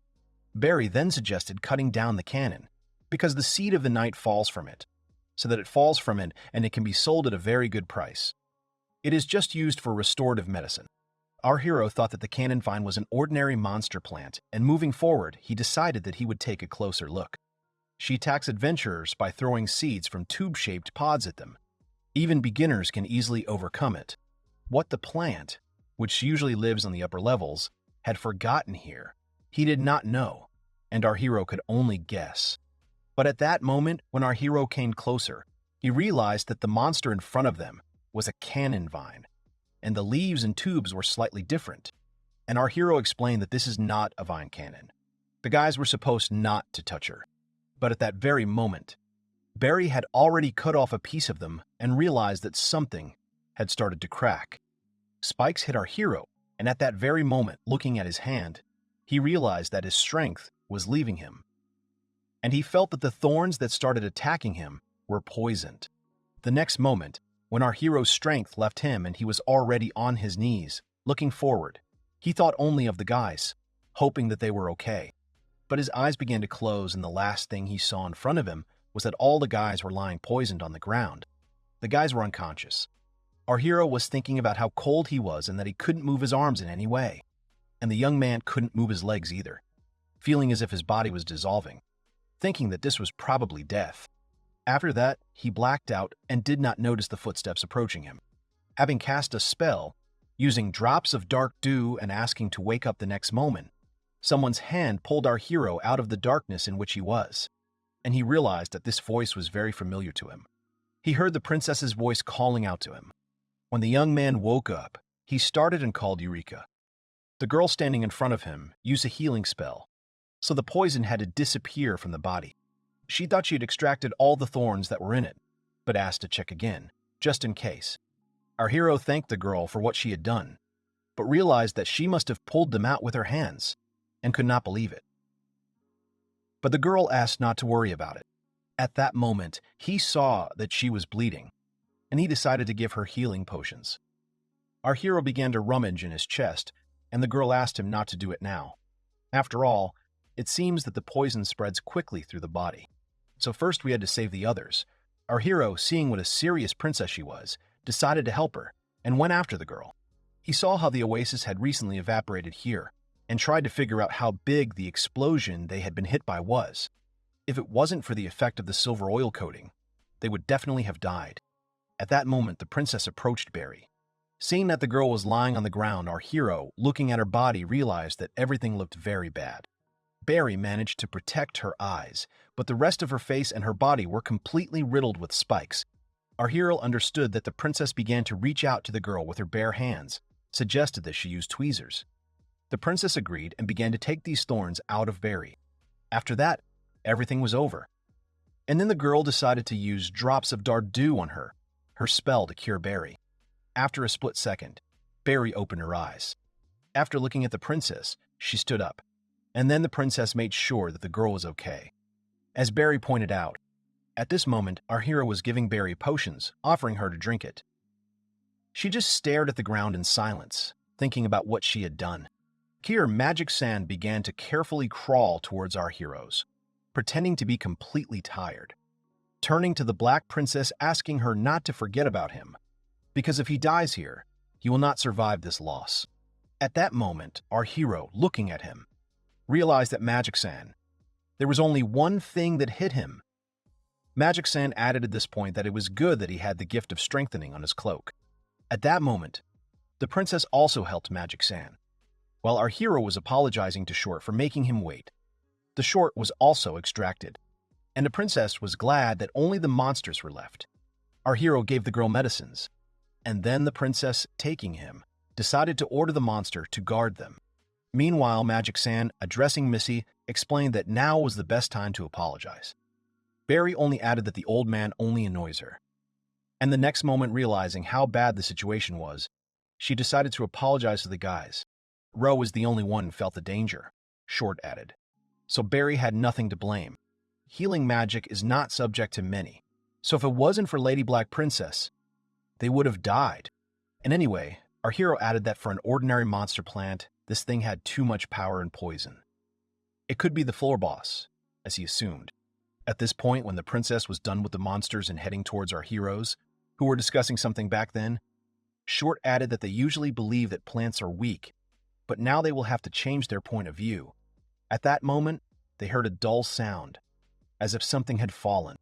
Turning around, they realized that it was Yukia who was lying on the ground, and everyone rushed to her. Barry was trying to figure out what had happened. Our hero added that it must have been because of the poison, but Barry added that it was impossible. The princess has a gift, resistance to the effects of level 3. It is resistant not only to burns and stun, but generally to any impact. It was true that at level 3, resilience could withstand almost anything, but still it wouldn't nullify them by 100. And this means that Yukia did not use drops of dark dew on herself. Our hero guessed, addressing everyone else. And that's when Short added that they don't work on the caster. Our hero was surprised by this. Now he understood what had happened. The guy realized that Yuika could die now. Her breathing was getting weaker. If this continued, her life would be in danger, as our hero understood, and he hoped that someone had medicines or potions for poisons. But all the guys looked at him dejectedly. Our hero did not buy such before departure because for them the Twilight Sword medicines were superfluous, as far as he remembered, according to the princess. And Barry added that they do not have medicines, as there are a lot of poisons and they are free. They filled the places with potions to restore mana. Now our hero realized that their plan is completely based on Eureka's physical condition. Yuiki began to breathe heavily at that moment, but as if she wanted to say something, and our hero, who approached her, realized that the girl could not say anything, and her speech became completely incoherent. Then it became clear that the girl's condition was only getting worse. But our hero added that she would soon start raving. After hearing this, Magic-san, who was looking at it from the outside, decided that it was really very bad. And at that moment, he got up and ran straight towards the monsters. When our hero saw this, he realized that Magic-san had even removed levitation. He ran straight towards the monsters who were standing near the exit. There were all the monsters guarding them. He used a ray of banishing light, and it should have worked on. The next moment, an explosion rang out, after which a huge hole was formed behind the place of the monsters. Our hero was very surprised that all the monsters just disappeared. Ro did not understand why he had to get rid of them, turning to Short-san in the hope that he would explain to him. And then he added that if the Lady Black Princess loses consciousness, the effect of the Phantom game will dissipate, and then our heroes will find themselves surrounded by all these monsters that they have tamed. Even such an overwhelming gift has a weakness. Ro understood that now. At that moment, the princess tried to make some sounds, and Barry, who was holding her in her arms, was addressing her, hoping that she would be able to say something. Our hero then decided that he would be able to treat her, only asked to let him go get a backpack that was standing nearby. When he reached the backpack, the young man found his medicines and various devices there. I wasn't sure if it would help, but he tried mixing some medicines to help the princess. He asked to lay Yuika on the ground horizontally, so he decided to start with a stimulant, and it would be great if the strong smell stayed, the young man decided. He anointed a stimulant near the girl's nose. She started making noises, and then Barry rushed to her, hoping that the Lady Black Princess could hear her. But the girl just continued to breathe heavily. Our hero noticed that her breathing was still weak. He needed a cardiotoxic agent. Having diluted it in one of the plates that he had, he decided that everything was ready, and he needed to mix it with water and give it to her. Also, just in case, our hero decided to clarify whether any of the guys were in a relationship with her, to which they all looked at him in surprise. Barry decided to speak first, but did not understand what our hero was talking about, and then he assumed it was a no. The next moment, he took the medicine into his mouth. Seeing this, Barry was surprised, and the next moment she realized that our hero was giving the girl mouth-to-mouth medicine, and then Eureka would start swallowing it. She swallowed the medicine. Our hero decided that he needed to give another dose. At that moment, Barry went straight to him and asked him to move away. She took the medicine in her mouth and wanted to do it. But our hero stopped her. After all, there is one trick to make an unconscious person drink medicine. At that moment, Yuka started coughing, and Barry couldn't do anything. Short, Ro added, which didn't work this time, and hoped that everything would be fine with the Lady Princess. Our hero understood that Yuika could die at such a pace. After all, the poison weakened her heart, so the remedy should have helped. But he just didn't have it anymore. Our hero began to think convulsively and remembered the candy made from a potion of mental powers. She was created to strengthen her mind and what was supposed to help her stay conscious. Our hero started grinding this pill, and then I decided to give her mouth-to-mouth again. Barry apologized to the princess for feeling guilty in front of her. Here, Short, looking at the young man as he began to swallow the medicine again, hoped that Ro was confident in this medicine. Our hero, taking off his clothes, added that in fact he had no idea, because this was not enough for proper treatment, and it was necessary to return to the surface as soon as possible and find someone who could heal her with magic. After taking off his clothes, our hero wrapped the girl in a cloak and hoped that someone knew a spell that strengthens endurance. Magic can use a couple at a basic level, and then our hero asked to put them on her from time to time. Otherwise, when the effect of the medicine ends, it will be the end for her. Our hero picked up the girl in his arms, and at that moment, Barry added that she could bring a princess. Ro interrupted her. After all, they may have destroyed most of the monsters on the way here, but he is sure that there are still a lot of them left. He and Sir Nuka had to be prepared for anything. Barry, hearing this, was surprised that our hero was so cold-blooded. But all that remained was to agree, and so they moved forward. At that moment, Nuka-san sensed two monsters, and perhaps the next moment he realized that they were right above them and their number was growing. There were blood cockroaches in front of the guys. Blood cockroaches suck the blood from their still-living victims and lay their eggs in it. They were incredibly fast. Our hero understood that he had to come up with something and asked Barry to conjure a sail on them. The girl immediately agreed, and then it was necessary to get rid of these monsters as quickly as they could. After all, you need to get to the surface as soon as possible. Thinking about the princess and looking ahead, our hero decided. The 48th floor of the dungeon. Our hero was closely watching the condition of the princess, saving the lives of others while suffering unbearable pain. It takes incredible concentration and strength, but he won't let her die in a place like this? Clutching the princess tighter, our hero thought. So, they reached the 41st floor of the dungeon and stopped to look at the princess's condition. After examining the girl, our hero told everyone that he had given her a dose of sedatives. Because of them, she will be a step away from death, but this will not allow the poison to spread further through the body. After hearing that our hero had subjected her to such a condition, Barry and Nuka were surprised that the girl should have been a step away from death. That's when Magic-san intervened.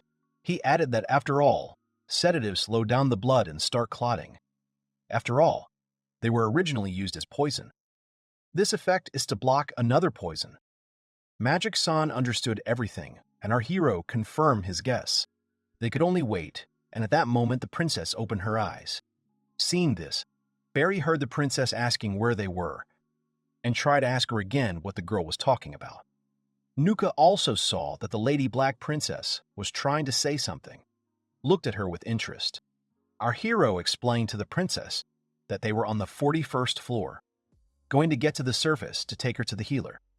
He gave her some medicine, but she would have to take more later. The princess just listened to our hero in silence. And then he added that it should be difficult, but he asked him to try to breathe. It all depends on her will to live. The princess repeated his words about the will, and our hero added that, as for willpower, she was the best, as expected, so she should continue to try in the same spirit. At that moment, our hero stood up. Then Nuka turned to him, believing that even though he had the gift of restoring endurance, it was very difficult to carry everything on himself. He suggested that our hero drop his backpack so that they could move faster. Our hero added that he planned to do this when his legs got tired, but it was still a long way off, so he explained that everything was fine. At that moment, he took the princess in his arms and the girl turned to him. The young man was ready to listen to her attentively. The princess tried to ask him why he was helping her so much. Our hero just stared at her in silence, after which the young man explained that there was no special reason. He didn't understand if it was necessary at all in order to help a person he liked, embarrassing her even in this state. Upon hearing this, Barry rushed to him and began to curse our hero, because at such a time, she did not understand how he could even say such things. Barry was told that if she could be angry, then she still had a lot of strength left. At that moment, our hero was asking Nuka how he was, and everything was fine, so he asked to replenish endurance potions if necessary. Now they had to leave. The next moment, the princess woke up in bed and tried to figure out what it was. At that moment, the healer standing right in front of her was surprised. It was a clinic and really didn't like his healing magic. Upon hearing that it was a clinic, the princess looked around, and the healer just grunted and decided that since she could move, she had to leave. The girl, looking at the doctor walking away, apologized for coming here and thanked him. Magic-san was right next to her bed. At that moment, the girl realized that there was still such a feeling that a minute ago she was in the depths of the dungeon. I didn't remember much. She must have passed out on the way here. Magic-san, who was standing by the bed, was very glad that the Black Princess was okay. The girl was also happy about it, and asked me to tell her what happened. Magic was of course surprised that the girl was so impatient, even when she was almost dying. Under the guidance of this young Sherpa, they could return to the surface in just a day. Of course, they could try their best to avoid the battle, but it was only possible to imagine running from the 48th floor without bumping into anyone. Only the young Sherpa looked unperturbed in this situation. When they went forward, our hero was interested in where Barry and Nuka were, but they split up when they were walking along a short path. But there's only one way out, so you didn't have to worry about them, Magic assured him. Turning to our hero, then he was apologizing to the Black Princess, and the girl was trying to figure out what Magic-san was apologizing to her for. Magic added that it was his daughter's negligence that almost ruined her. The princess just looked at Magic-san in silence. She asked him not to worry because everything was fine. But Magic added that he could be blamed, because this would not have happened if he had been more careful. For example, during the battle with Manticore, Ro helped a lot, because he noticed a place with a large accumulation of mucus. And when they arrived at the top floor, on which they found themselves, Ro added that it was not a cannon of vine that almost killed everyone after all. But Ro really helped them a lot. Magic noticed that this was true, and he especially helped the girl. The young man was passing medicines mouth to mouth. Upon hearing this, the princess was only surprised, not understanding what Magic-san was talking about, and he began to smile and then added that Barry even counted how many times he did it, and it was 7 times. Upon hearing this, the princess was surprised and confused. The next moment, Magic-san, as if not wanting to bother her anymore, got up from his chair and decided that in any case, he would go and pay the bill, golden always at the same time a spell. He thought it was a robbery.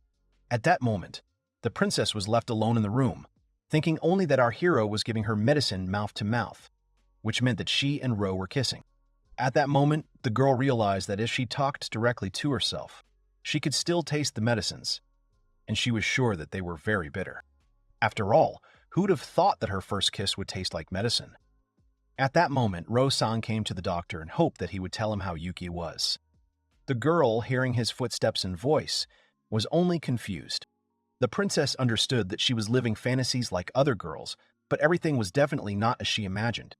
At that moment, she was looking at the bed in embarrassment. Our hero came into the room and saw that she had woken up. The girl thought that at least he did it to save her life, so she should have been grateful. However, she had other thoughts. Our hero tried to reach her, and the princess did not react at all to his words.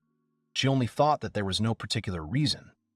She wasn't sure what exactly he was trying to say, but she didn't understand how it felt to look at his face now. Turning to our hero, she was very confused, and at that moment the young man was sitting right in front of her. When she saw Ro, she tried to figure out how long he'd been sitting here, and the young man added that he had just arrived. He left all the drop that fell to them during the dive at the Adventurers Guild, and Sir Nuku and Barry are resting in the tavern. Hearing this, the princess calmed down, because the young man spoke as always. But then the girl decided to ask our hero something and hoped that he didn't mind. Of course, the young man was looking at her with interest. Then she wanted to ask about those words in the dungeon. But at that moment, the doctor distracted them, and our hero turned to the doctor. He added that he couldn't enjoy a drink here while everyone was here, so he asked to get these two out of his sight. Everyone looked at the doctor carefully and realized that they were not welcome here. Our hero did not think that drinking during working hours was the best idea of the doctor, but he only asked the young men to shut up. After this long skirmish, our hero apologized to the princess, explaining that this healer was always like that, but his abilities were exceptional. He saw that the girl could already get out of bed, and realized that she could move. The princess noticed that this was the case, and then they decided to leave the hospital. Leaving there, they thanked him again for his help, and our hero decided that he would return as soon as he took them to the tavern. His sister is still with relatives, so she had to be picked up. At first, it was worth showing up to Marie so that she could relax, the princess added. And our hero agreed with her. Then a man came out in front of them. He was very surprised because he saw this noble appearance and realized that they were the Lord Sage. Of course, the Lord noticed that it was so, and everyone else was trying to figure out who it was. More precisely, the princess did not understand what kind of person he was. Then our hero noted that it was Mayor Barramon. He was flattered when they came to that dinner party, addressing our guests, and our hero did not understand what kind of dinner he was talking about. Remembering the dinner party, the princess realized that he was talking about the dinner she had missed because she was with Ro and his sister. He decided that they were diving, probably interrupted something. But the princess added that it was not so at all. Initially, 3 short dives were planned. So far, they have completed only the first ones. Their goal remained the same, to completely clear the dungeon of Tyros. At the moment, they have reached the 48th floor of the previously unknown. The report will be filled out later. Magic Sane then added to Mr. Marrow that it was the leader of the Twilight Sword. After hearing about this, the mayor now realized that the Lady Black Princess was in front of him, and he had heard a lot about her. She broke the record in such a short time, and it was just incredible. Therefore, he asked to be allowed to invite them to another dinner, and the girl only added that she appreciated his kindness. The princess also explained that her mission would clear the entire dungeon in this world. Our hero, after looking at her carefully, realized that the princess had a reason for this. Then the next moment, the mayor, seeing the young man next to her, hoped that he should introduce himself. And our hero introduced himself as Ro from the Sherpa Guild. Now the mayor realized that he was the same Ro because he had heard that he was very talented for such a young age. Our hero, of course, thanked him, but he was not worthy of such admiration as he decided. To which the mayor only understood that the famous heroes of the East and the best Sherpa of the city were in front of him, and it was just fantastic. Then the guys added that they should have rested, and they apologized to him. After hearing this, all he had to do was agree. At that moment, Magic-san added that he didn't mind the dinner party, and the whole point was that he just loved luxury. The princess, realizing that he had already agreed to everything, asked Magic-san to leave, and so they walked down the alley together, moving away from the mayor. The mayor was thinking that they had followed a new floor in a couple of days of the first dive, which of course made him think about it. And then he came to the Sherpa Guild. Upon seeing Gimu-san, the mayor greeted her. Then she saw little Barry and thought that someone strange had obviously come at such an hour. The mayor understood that Gimu-san was treating him like a child again, and asked her to stop doing it, because he had been over 40 for a long time. The man exhaled heavily, looking at the elderly woman. That's when she explained that his name was too difficult to pronounce, and that's why she addressed him that way, immediately adding that she wanted to know the reason why he visited them. And at that moment, the mayor just kept silent. Then she realized that he was worried that someone might have overheard them, and added that everyone had already gone home, and she was here alone. The mayor knew that Ro was now working with a squad called Heroes of the East. I heard they're exploring the dungeon at an abnormal rate, and they've already reached the 48th floor. At that moment, he noticed that the book on Gimisan's desk looked very complicated, and she added that his words were correct. They're in the guild right now, busy updating maps. But then the mayor realized that what he really wanted to talk to her about. From that moment on, it was necessary to reconsider his attitude towards Ro. She immediately shuddered and began to listen further. She was trying to figure out what baby Barry was trying to tell her. He turned away and explained that after the death of his parents, the only family for him was his younger sister, glaring at the woman. And then she tried to figure out how he knew about it. The mayor added that he learned about it from Gunji at the bar. Gunji told me that Marie was his sister. That's exactly what he said.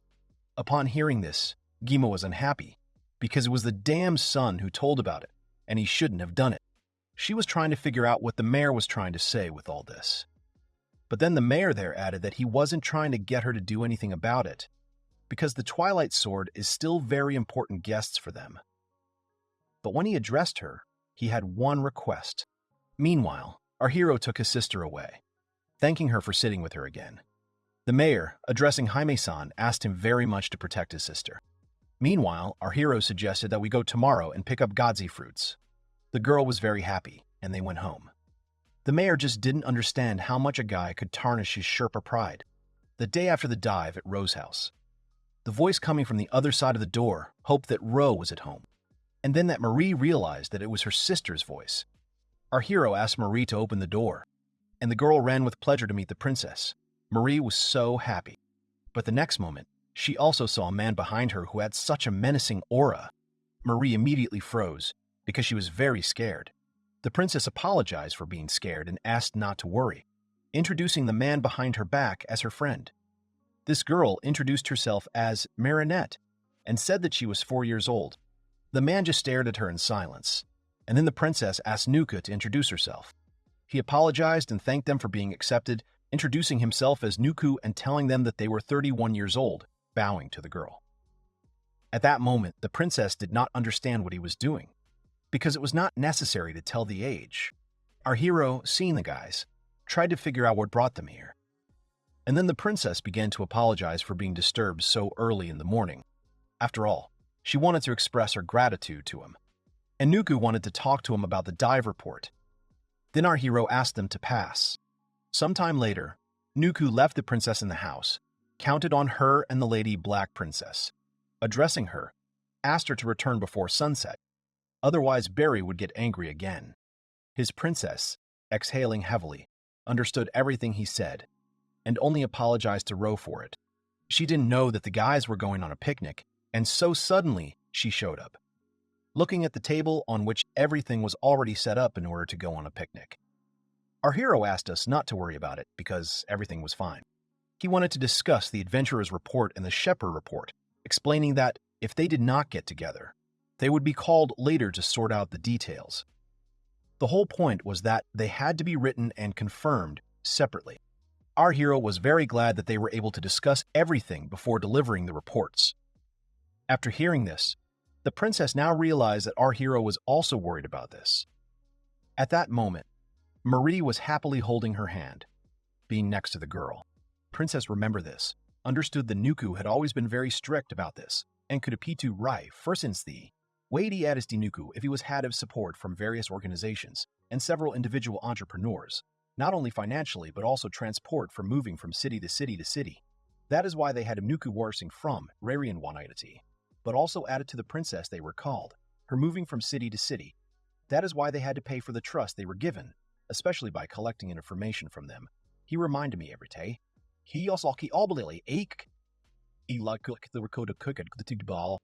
At that moment, the princess was standing, thinking something about Maria. Nervously approaching and addressing her sister Marie did not understand whether she should join them on a picnic. After hearing this, the princess didn't even know what was possible. Ro noted that this was so because Marie really wanted the princess to go with them. Hearing this, Marie shone so brightly because she was very glad that the girl agreed and offered to go. They went to the forest outside the city. Our hero, as usual, carried everything on himself, and his sister ran ahead, telling him that they were picking gadzi berries here, and suggested that she go faster.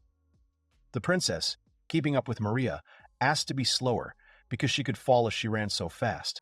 But the girl, not hearing, was already running up to the bush, telling that they could be used to make incredibly delicious jam, and then the princess noticed that Marie knew quite a lot. The girl said that it was so. She knew a lot more, for example, that any rabbit can be sold at a good price. But if you put together those with good meat and those with bad meat, then you can't expect great sales. She also said that the vegetables in the shop opposite their house are always rotten. Her brother taught her all this. Now the princess realized, after looking at our hero, she was very unhappy. And our hero was thinking that he just wanted to teach her a couple of tricks that would be useful in life, and thought that he probably overdid it. When it was over, they all lay down on the blanket, and after that, both girls fell asleep. Our hero was thinking that, probably, they were both tired, looking at the sleepers. He also remembered that when Yuika was unconscious, Magic Sand told him that Yuika couldn't sleep while the Phantom Needle was working. So she hadn't slept a minute during their dive. That's why their team avoids long dives, and they spent almost a week in the cave. Then he remembered how she thought. Why is he so worried about her and helps so much? Our hero replied that he didn't need a reason to help a person he liked. And the young man did not understand why he decided to say exactly that, remembering all these moments. Maybe it was all because, as our hero reflected, it was from the thought of how she was suffering from poison, and that she should rely only on her own willpower. He sensed that she needed a reason to hold on. It was possible to explain everything in this way. But if everything was really like that, then many other words could be found. For example, something about diving. Thinking about all this, he looked at Yuka and thought about it, that she was so beautiful. And he liked her courage when difficulties came along the way, as well as the speed with which she solved them, and the look on her face when she sees Marie. After all, it seemed that she liked children, and that willpower that he saw in the dungeon. Now he probably understood. Those words came out of his mouth because his heart said so. Talking about all this to himself, our hero watched and remembered the wonderful moments with the princess, looking at the sky. And now he understood everything. He even felt better at that moment. While saying that, he added that his words back in the dungeon were not a lie. Now everything has become clear. Our hero closed his eyes and thought. At that moment, the princess jumped up from her seat and grabbed him. Then the embarrassed princess looked at the guy, trying to figure out if he was telling the truth now. Our hero, a little embarrassed that she had heard this, of course, added that it was true.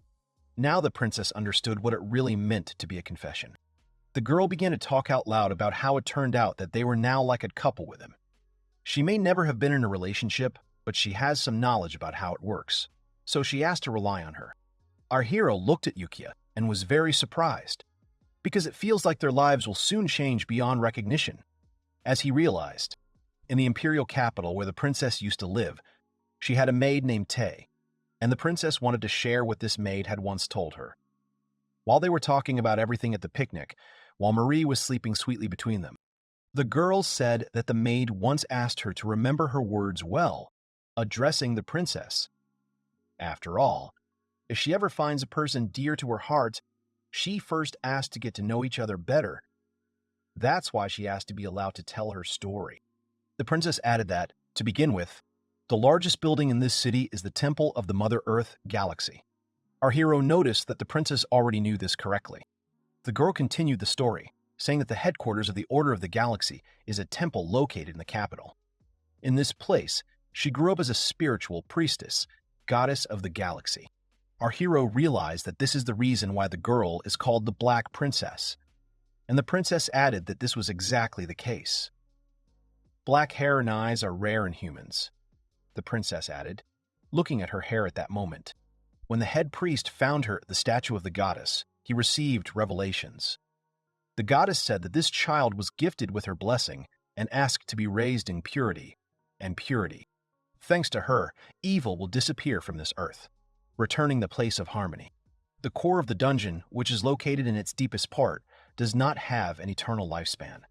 And in general, Yuika added that he has a limit. Upon hearing about the limit, our hero, of course, looked in her direction with interest, wanting to hear the details. When it reaches its limit, it will explode, and this explosion will desecrate the surface, probably with a concentrated magical sensation. This will be the end. Other continents have already met their end, becoming only a lifeless land. And the princess knew, to save that land, you need to get rid of the core before it reaches the limit. To help people in this mission, the goddess endowed them with power. Our hero realized that these must have been the very gifts that everyone knew about. The girl also said that because of the status of a priestess, people hoped that she would become a great adventurer, and apparently she had to accept her fate. It was then that the little princess was handed a sword, offering to fight all the monsters that were waiting for her. Her maid praised the princess and asked her to do her best, while the girl, surprised, tried to figure out what it all meant. The core of the largest dungeon in the imperial capital, called the Endless Dungeon, has almost reached its limit. After such a revelation, she just couldn't sit around.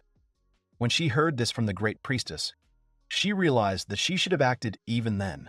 The princess told our hero that not only her hometown, but the whole earth will be destroyed, and people live only once. So being the one to save this world, as she thought, was not so bad, smiling and looking at our hero at that moment.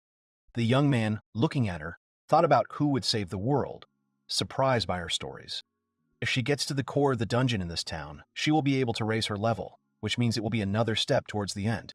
And after meeting him and Marie, she had a great reason to save this world. The princess added, smiling. She looked so beautiful that our hero froze, looking at her and remaining in his thoughts. The young man couldn't even believe it. And who could even know that the man who loved him was a hero who was destined to save the world? And Marie would be very surprised if she heard about it, he thought to himself.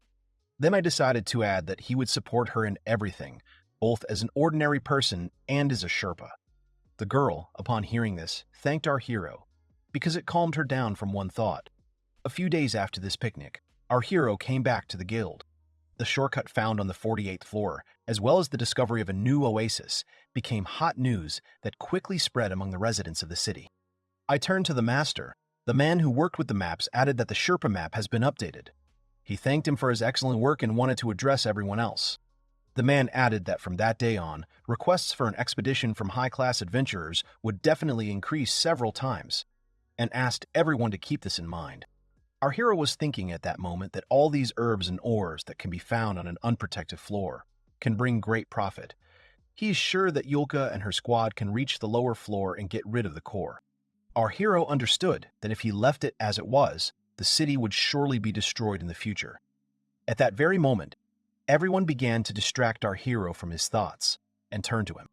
And the young man, seeing his colleagues, was very surprised that they began to bombard him with questions.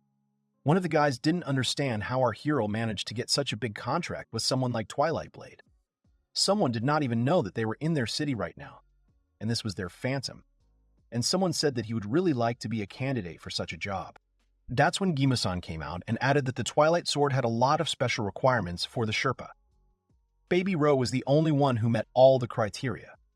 That's why they chose him for the job. Turning to the master, everyone asked him that he could at least tell them on what date they planned the dive, because they all really wanted to look at them on B. The thing was, they had heard that their leader was also the beauty on their team and the legendary sage. Of course, the master knew that they were behaving like this, so he didn't say a word. That's when the old woman added that the Twilight leader doesn't like to make a fuss. The guys at that moment were thinking that that mysterious leader was a beauty who preferred to stay in the shadows, imagining her to herself. Gima-san also added that this is why they came incognito. Smiling and exhaling heavily, she realized that, however, their immersion had caused a stir. And then, turning to Baby Ro, she tried to figure out if he was sure that the heroes of the East would really be able to protect their dungeon. Our hero, looking at her, explained that comparing with all the teams he had to work with, he was sure. He believed that they would do the job. Then the old woman, thinking about it, paused and only added that, if so, she left with these words. The guys decided that the Twilight Blade was incredible after all, and they needed to drink to them. One of the guys who wanted to drink laughed and led his comrades forward. His partner understood that his friend just needed to drink. At that moment, the old woman turned away and walked away. Our hero, looking at her, was very surprised. The anxiety that arose from the sudden silence, or rather a premonition of something, maybe that Ro felt. At that moment, he was looking at Gimu-san. trying to figure out what she wanted to tell him. After all, amid the joy of the word, there was a whiff of anxiety. But what was the source? It was unknown. And, however, our hero never managed to understand the true meaning of Jima-san's words. Our hero came to Muro again with Marie, to which Muro, opening the door, did not understand why our hero came to her so late. Apologizing for this, the young man held out a bag, explaining that the work was delayed, and asked to share it with everyone. The woman accepted the gift from him, realizing that it was all the same sweets. It wasn't that she didn't like them, she was just worried about her dental health. At that moment, she asked to hurry up and sit down. She asked to be excused because they had already started the meal. Our hero, passing inside, saw Dasi and also thanked him for being accepted. The same one, eating his meat and addressing Baby Ro, added that he had heard that he had been hired by the heroes of the East and wanted to find out if it was true. Our hero, sitting down at the table, added that this was indeed the case and that he was very happy about it. At the moment, this is the highest-paying job he has ever had. Hearing this, Dasi decided that it was just amazing. This monthly dinner, strengthening their blood ties where our hero came today. At least, everyone pretended that it was so. At that moment, Dasi decided that our hero must have saved a lot of money. Of course, he added that enough of the gold coins. Ro thought he had about a couple of ducats or so. In fact, it was a monthly report on the finances of our hero at this dinner. Hearing that the young man had grabbed so much, the man just smiled.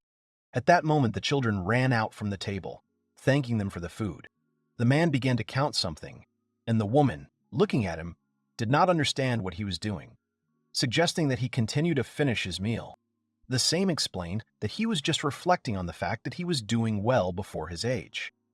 Our hero added that he could only work because they were worried about his little sister.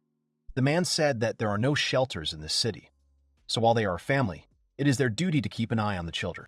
Our hero, looking into a spoonful of soup, apologized again. He thought that every time he took Marie away, he would pay them compensation in the amount of 2 silver coins. However, they never talk about it. And as usual, their bread was hard and the soup was watery, as the young man thought. As he began to eat, our hero reflected that he could not refuse this, no matter what they were, since they promised to take Marie away if he died in the dungeon. As a condition, they would take everything he had. And, to tell the truth, our hero quite thought that he had left half of his money in Gunji, so that he would give it to Marie when she grew up. He may be a bit strange, but he could be trusted, our hero decided, remembering Gunji. Addressing Marie, our hero added that she had a crumb stuck on her cheek. The girl was very surprised and, taking the crumb, looked at it carefully. Our hero noticed that she took it right and thanked her for dinner. Since Marie had fallen asleep, he decided that he would go home. The man, seeing that our hero was already leaving, of course, pretended that he was very sorry, but said goodbye to the young man, and he left. Of course, when our hero came out, he was thinking out loud that he thought that all they saw in him, looking at him, was a big bag of money. He was apologizing to Marie. She had so many problems when he was working, but Maria only said something about her brother in a dream. Our hero thought it was cute, that even in a dream I was thinking about it. The Adventurers Guild. As always, there was noise and uproar. There were a lot of people, and then the girl at the reception explained that anyone who wanted to receive a report on the Twilight Blade dive asked them to fill out questionnaires before they started, and hundreds of adventurers began to hand her papers. They started pushing each other and quarreling about the fact that someone got in front, because it was his turn first. Someone asked to hurry up and take his paper, and someone just asked everyone to get in line because they climbed without it. At that moment, the secretary of the Adventurers Guild, Sura, could not cope with all the papers that fell on her. Meanwhile, the secretary of the Sherpa Guild, who came to help with the cases named Anne, offered the girl to look at her because she brought more questionnaires, piling them on the table. At that moment, a lot of adventurers who tried to shove their papers at her stood to one side as one came up and asked to take his paper, immediately dumped the entire stack of questionnaires that the girl had just brought. That was the last straw. And of course, the secretary got angry. Jumping up from her seat, she asked them to listen to all of them, namely, so that they would not climb forward, stay in line and wait for their turn. Anyone who fails to cope with this little thing will be permanently blacklisted. They all immediately obeyed what the girl said, and she was very glad, because they could do what they needed to do when they wanted. At that moment, she offered them to deal with these documents in a flash.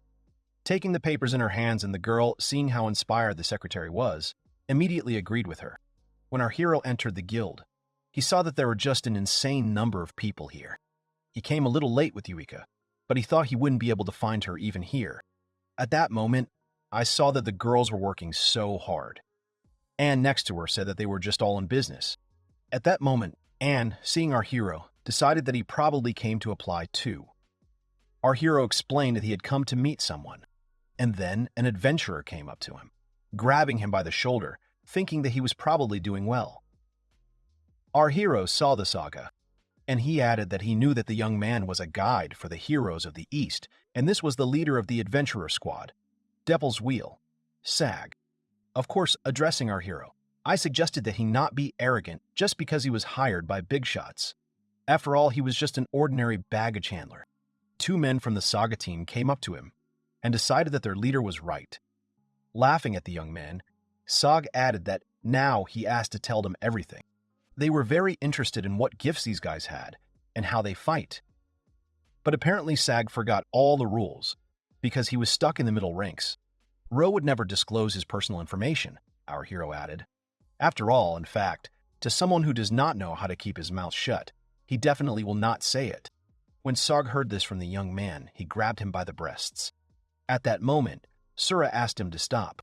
Then the princess came down, trying to figure out what had happened to everyone. Looking at the angry crowd, which was cheering for something, the princess could not get through. And at that moment, the guys were talking about what they were betting on Saga, and others were betting on Ro. When the princess heard the familiar name, she looked carefully ahead. At that moment, they were talking about how someone had to beat someone or knock someone out. At this moment, the princess was trying to figure out what was going on. She asked everyone to get out of her way, exhausting the murderous aura. When everyone felt this ominous aura behind them, they turned around and saw the princess. Our hero, along with the saga, also looked at it in turn. The young man looked surprised, but only with displeasure. The princess, coming forward, turned to the stranger, explaining that he should take his hands off the dear one. Our hero felt this threatening aura from the girl. Sob just didn't understand what she needed. The princess asked to get her dirty hands off her darling. She was very angry, and her face spoke for itself. Our hero, hearing that she called him dear, was of course surprised. The girl ordered the young man to do it right away. Sag, startled, fell away from our hero and fell straight to the ground. The princess glared at him angrily, exuding her killing aura. Her opponent was looking at her in fright. At this moment, our hero, approaching the girl, added that she should not overdo it because he was fine. The princess, looking at our hero, was not sure that everything was actually in order. At that moment, Sag suggested to his subordinates to run away from here as soon as possible. Everyone was very surprised when they heard that it was Yuik, the leader of the Twilight Blade. Sura and Anne, seeing this, only looked in that direction. And a girl named Anne noticed that it was much better this way because the princess was so beautiful and wonderful, so magnificent that she was delighted. Our hero realized at that moment that he had heard something, or the princess had really called him dear. Turning to Yuika, he longed for an answer, and she added that it was true, because they were a couple after all, clearing her throat and blushing a little. Upon hearing this, the girls at the counter, namely the secretaries, were very surprised that they were a couple. Even Sura couldn't believe it, looking at our heroes. Then the princess came up to them and apologized for the hype. Sura surprised the girl by assuring her that everything was fine, as was Anne, who was next to her, who blushed and began to scream that she could not cope with her emotions from the fact that the princess herself was in front of her. The princess added that she still had things to do, that she asked her to excuse her, because Nuku would deal with the rest. He is serious and insightful. There should have been no problems. Hearing this, Anne's assistant blushed and, looking at the princess, only agreed with her proposal. Our hero, approaching their counter, told Yuika that they were two of his good friends. Upon hearing this girl was surprised, but looked at them carefully. And then Anne bowed and introduced herself.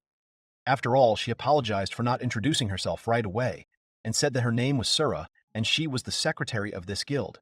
And the girl who was next to her, blushing, introduced herself as Anne. and said that she was sent from the Sherpa Guild. Our hero was looking closely at Yuika. She introduced herself as Yuiku from Twilight Blade and thanked them for taking care of her dear one.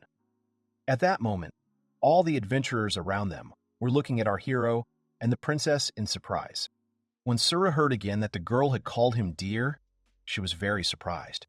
And Anne was trying to figure out how long the two of them had been dating, and the princess added that this had already been happening for several days. But the confession was even earlier. Laughing a little, our hero stood behind only in silence. Watching the situation, it was clear that the young man was clearly uncomfortable with this. Ro confessed first, the princess added, and Anne, hearing this, thought it was very romantic. Then the princess added that it had even happened twice, and then Anne began to scream with delight, because the young man, in her opinion, was so persistent. The guys standing around them were just stunned by what the princess was telling them. Then Anne decided to turn to the princess to understand what kind of dates they went on. But Sura interrupted her, explaining that she was carried away, and she had already asked too much. But the girl was so inspired, believing that it was just fine. The princess, who stood in front of her and proudly exhaled, added that this was indeed the case. She suggested that the girls meet later and have lunch together. Anne was delighted. Our hero was apologizing at that moment that they had caused so much trouble when there was so much work to do. But Sura only added that everything was fine. He shouldn't have apologized for that. Our hero at this moment, addressing Eureka, then suggested that she leave. Because this whole situation dragged on here for quite a long time, Eureka agreed. Then he exhaled, realizing that the girl would not talk about it anymore, because it was very embarrassing for him. After saying goodbye to everyone, he decided that they would see each other later. Anne was so embarrassed and glad that the girl invited them to eat together, so she asked Sura to ask them about everything properly. Sura, seeing how excited she was, added that they would do it later. And now they had to get back to work. When our heroes left the guild, Ro turned very embarrassingly to Yuika, and the girl tried to figure out what the young man wanted from her, calling him dear again. He didn't understand if she was sure she was worth calling him that because it only caused him embarrassment. The girl only proudly remarked that she was really sure of it. At that moment, she added that Tay called her husband that, so she also wanted to name our hero as well. Even though she was supposed to be in the capital right now, our hero realized that the girl was talking to her maid. At that moment, the princess proudly added that Tay was over 40. She has raised many children, but she and her husband still love each other like newlyweds. She taught her everything about love. The girl also added, for example, that lovers should always believe each other, whatever happens, and also devote themselves to the relationship. And if they are close, then their love will be endless. That's exactly what she was thinking, talking about it, with warmth in her heart. Our hero, looking at the girl, tried to figure out if she really thinks that way. At this point, the princess added that she hadn't really been listening so attentively to her endless conversation about love. Still, she did not think that she would ever have a loved one. Now she regrets that she did not listen to her properly, the princess said, pouting. Our hero understood that they did not use the word cute in relation to each other. He didn't think he could call Yuka that in front of everyone. Our hero thought to himself while looking at the girl. At that moment, he saw that Yuka was thinking about something, and it seems to him that Yuka grew up in a rather abnormal environment. She grew up logical and calm. As for the basics, she has practically no knowledge or experience. At this moment, turning to the dear one, she asked to strengthen their bond. Our hero agreed. At that moment, she was holding out her hand to them, and he realized that she probably wanted to hold hands. That's what he thought, of course. But at that moment, the girl took his arm. Everything turned out completely different from what he expected.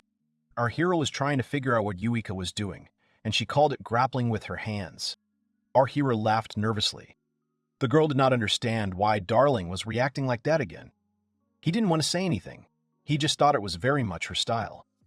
He believed that each pair was probably unique in its own way. But, looking at the girl, her embarrassment, mistakes in the most ordinary things, the most important thing is that they feel happiness and pleasure at the same time, Ro decided.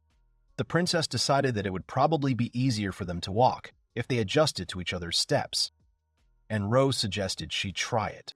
At that moment, Barry came out of the store, saying goodbye to Pops, believing that his meat was the best of all.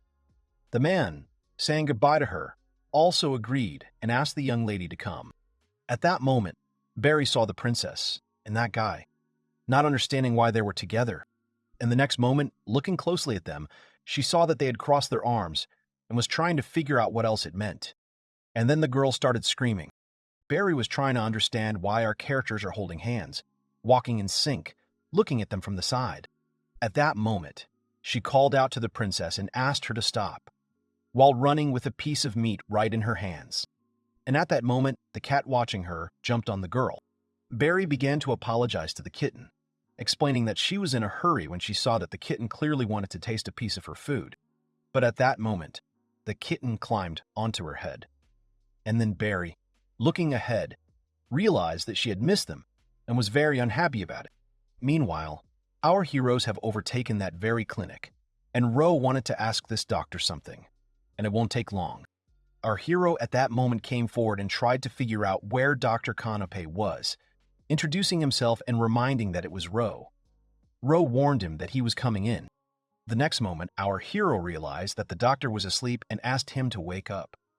Seeing how he was lying all in bottles and completely dirty from the wine he was drinking, the princess, looking around the room in which he was, thought to herself that there were really a lot of alcohol bottles here. Meanwhile, our hero realized that it was useless, because he was passed out. Turning to Yuika, he explained that it was a little awkward to ask her about it, but he asked her to use drops of the dark race on him. The girl immediately noticed that it was not difficult for her, and she would do it. The next moment, she used her gift to him and our hero. Turning to Dr. Kanape, hoped that he had heard him. That's when the doctor woke up and heard that it was probably Ro. And then he realized that when he woke up, he didn't have a hangover, and probably the booze was so good. But the princess did not look at him confidentially at that moment. Realizing that he did not feel anything at all, Ro needed to make sure that the doctor had made the medicine he asked for. The doctor added that it was not ready yet. Then our hero asked to at least give him the recipe, giving him a bottle as a gift. Since he was bribed with booze then, of course the doctor was ready to do it and asked him to wait for our hero, explaining that he would write to him now. After writing some notes on paper, he explained that it was a prescription for an antidote. Handing over to our hero, he told us that if he could sell, he would have to remember to bring him more drinks. Our hero saw the recipe and thanked him, and with that, they left. After leaving the clinic, the princess tried to figure out what kind of antidote it was. Our hero explained that he was from the poison that the floor boss poisoned them with last time. At the moment, this monster is registered in the dungeon guides under the name of the Vine Bomb. Our hero explained that he gave the doctor a pair of spikes, which he managed to save. He has the gift of analysis, so if he has the source of the poison, making an antidote for him was not a problem. And he also paid him with alcohol. That's why everything was fine. After hearing about the analysis, the princess thought about it. She could never have imagined that she would have such an amazing gift. Remembering this doctor, our hero, laughing of course, understood what the princess meant. After all, he looked a little scary and was constantly angry. He overestimates prices wildly and even drinks at the workplace, remembering the doctor and how he always talked to him. But our hero wanted to add that he was a good magician in everything, and what he knew about pharmacology, he learned from him. This doctor could be trusted. But the princess again mumbled disapprovingly, realizing that our hero might be mistaken, because the princess clearly did not trust the doctor. At that moment, Ro, looking at the piece of paper that the doctor had written down for him, added that after he made several copies of the antidote, he planned to sell it to the Adventurers Guild. The girl thought that he probably thought about it when he saved her, and then our hero decided that it was annoying for her. But she explained that this was not the case at all. She was impressed because, as expected, it's expensive. At the next dive, they could take his antidote with them. After all, it was wonderful. Meanwhile, the young man suggested that she go home as soon as they bought groceries, and the princess agreed. The next moment when they passed by the bookstore, she invited him to come here. Our hero, seeing that it was a bookstore, was surprised that the princess needed something here, and the girl noticed that she wanted to buy something. When our heroes returned, his little sister, waiting for them, was very glad that her brother came with his little sister and our hero. Again turned to his assistants, thanked them that they took care of Marie, who was already standing and waiting for them on the porch. Then the princess gave her the book she had with pictures, explaining that she had a gift for Marie. Hearing this, the the girl was so happy and thanked her sister for this gift, holding the book in her hands. Then the princess, smiling, was also glad that the girl liked it. Meanwhile, our hero decided that he would cook dinner, and the princess could read with Marie for now. And, of course, the girl offered the young man to rely on her, because she would do it. So they sat down with Marie and began to read while our hero cooked food for everyone. When they sat down at the table, Marie invited the girl to take the jam from the godzi berries that they picked together, and the princess was also happy to always try what Marie offered her. After that, the dishes were washed. The princess took Marie's hand, and she invited her to sleep together, rubbing her tired eyes. Our hero explained that it was time for her sister to go home. At that moment, Marie snuggled up to her, and the princess also added, addressing the dear one, that she did not want to leave. But our hero added that she couldn't stay. Trust between adventurers and Sherpas is a very important component. If the girl stays with him again, then the others will stop trusting him. Upon hearing this, the princess added that she would like to stay until Marie falls asleep. Our hero, seeing that she began to mutter something in her sleep, added that the girl had already fallen asleep and apologized to her. After putting her to bed, the princess wished Marie sweet dreams and closed the door behind her. Our hero decided that he would accompany the princess then, since she stayed with them so late, but the girl asked not to leave Marie alone. Then our hero closes the door behind the princess and adds that they will see each other tomorrow. At that moment, the princess, leaving, looked at our hero, and he looked at her in surprise, in turn trying to understand what the girl would like to hear from him. It was then that the princess explained that Tai had told her that there would be a morning or night when lovers apart should say goodbye to each other. A little embarrassed, looking away, the princess added. Our hero now understood what it meant to say that they would see each other tomorrow. Would not do. He was trying to figure out what needed to be done then, and he decided to try something by approaching the princess. The princess looked at our hero carefully in silence, and was a little embarrassed. The young man suggested that she close her eyes. The next moment, when she closed her eyes, the girl squeezed her eyes shut, and our hero decided that she had been looking at him for too long anyway. And then, after kissing her, he said goodbye to her, wished her good night. A few days later, they began a second dive into the dungeon. They were on the 32nd floor now. As they made their way downstairs, Barry kept yelling at them because she saw everything. They were walking and holding hands in the heart of the city, and she would never believe that it was a date. Speaking of which, she objected. Nuku added that if the Lady Black Princess was in a loving relationship, it could cause problems, and did not understand what the head of the temple would say if he found out about it. Then the girl offered to listen, explaining that lovers are people for whom it is only important that feelings are mutual. And they have already gone through this with her dear one, as the girl seriously stated. So they were definitely lovers. Meanwhile, Rose stood and only silently looked in the other direction, and Nuku and Barry were shocked by what the princess had told them. Barry added that there are always different rumors around this guy, and our hero was surprised when he heard about it. The girl said that she had heard about it from the owner of a liquor store. That's when she suggested reminding them of the requirement for a Sherpa. They must be experienced and outstanding. This guy is a really good guide. But the problem of both two requirements. Their Sherpa had to be at least level 5. This guy was a mid-rank level 7 adventurer 4 years ago. However, there was something else. They went down to the 14th floor by a shortcut, which is known only to Sherpas of medium and high ranks. But he deliberately took them to the 13th floor, intended for beginners. There they slaughtered all the monsters they could, and he took the experience and loot that fell from that floor for himself. This is what newbie adventurers do, because he does this all the time and is nicknamed the Floor Eater. At that moment, the princess looked at our hero, understood that he clearly had reasons to do so. The young man, rubbing his head and a little embarrassed, explained that this was exactly what happened. The princess decided that there was nothing to be done then. Hearing this, Barry was surprised that the girl didn't want to tell her anything else. Barry could no longer stand up to the princess, and Nuka, who was standing behind her, asked the lady princess to think about her situation. She was a symbol of the galaxy's trust. Everyone strives to become like her. If rumors spread that we are being met by someone, it will cause people to doubt. According to Nuka, one day someone called himself Yuki's lover, as a result of which a lot of gossip articles appeared. And this caused a great stir, but not only among her fans, but also among the highest levels of the church, the guild, and young ladies of blue blood. It got to the point that the members of the Twilight Blade squad were forbidden to go out. Then the princess added that those articles were complete fiction. She told her darling that there was one person she was dating. And our hero, after looking at her, only agreed. Nuka, watching this, explained that this was not the whole problem. He asked just in case, but hoped that there was probably a chance that she would break up with him. But the girl added that she would never do that. Since that was the case, he asked her to promise 3 things.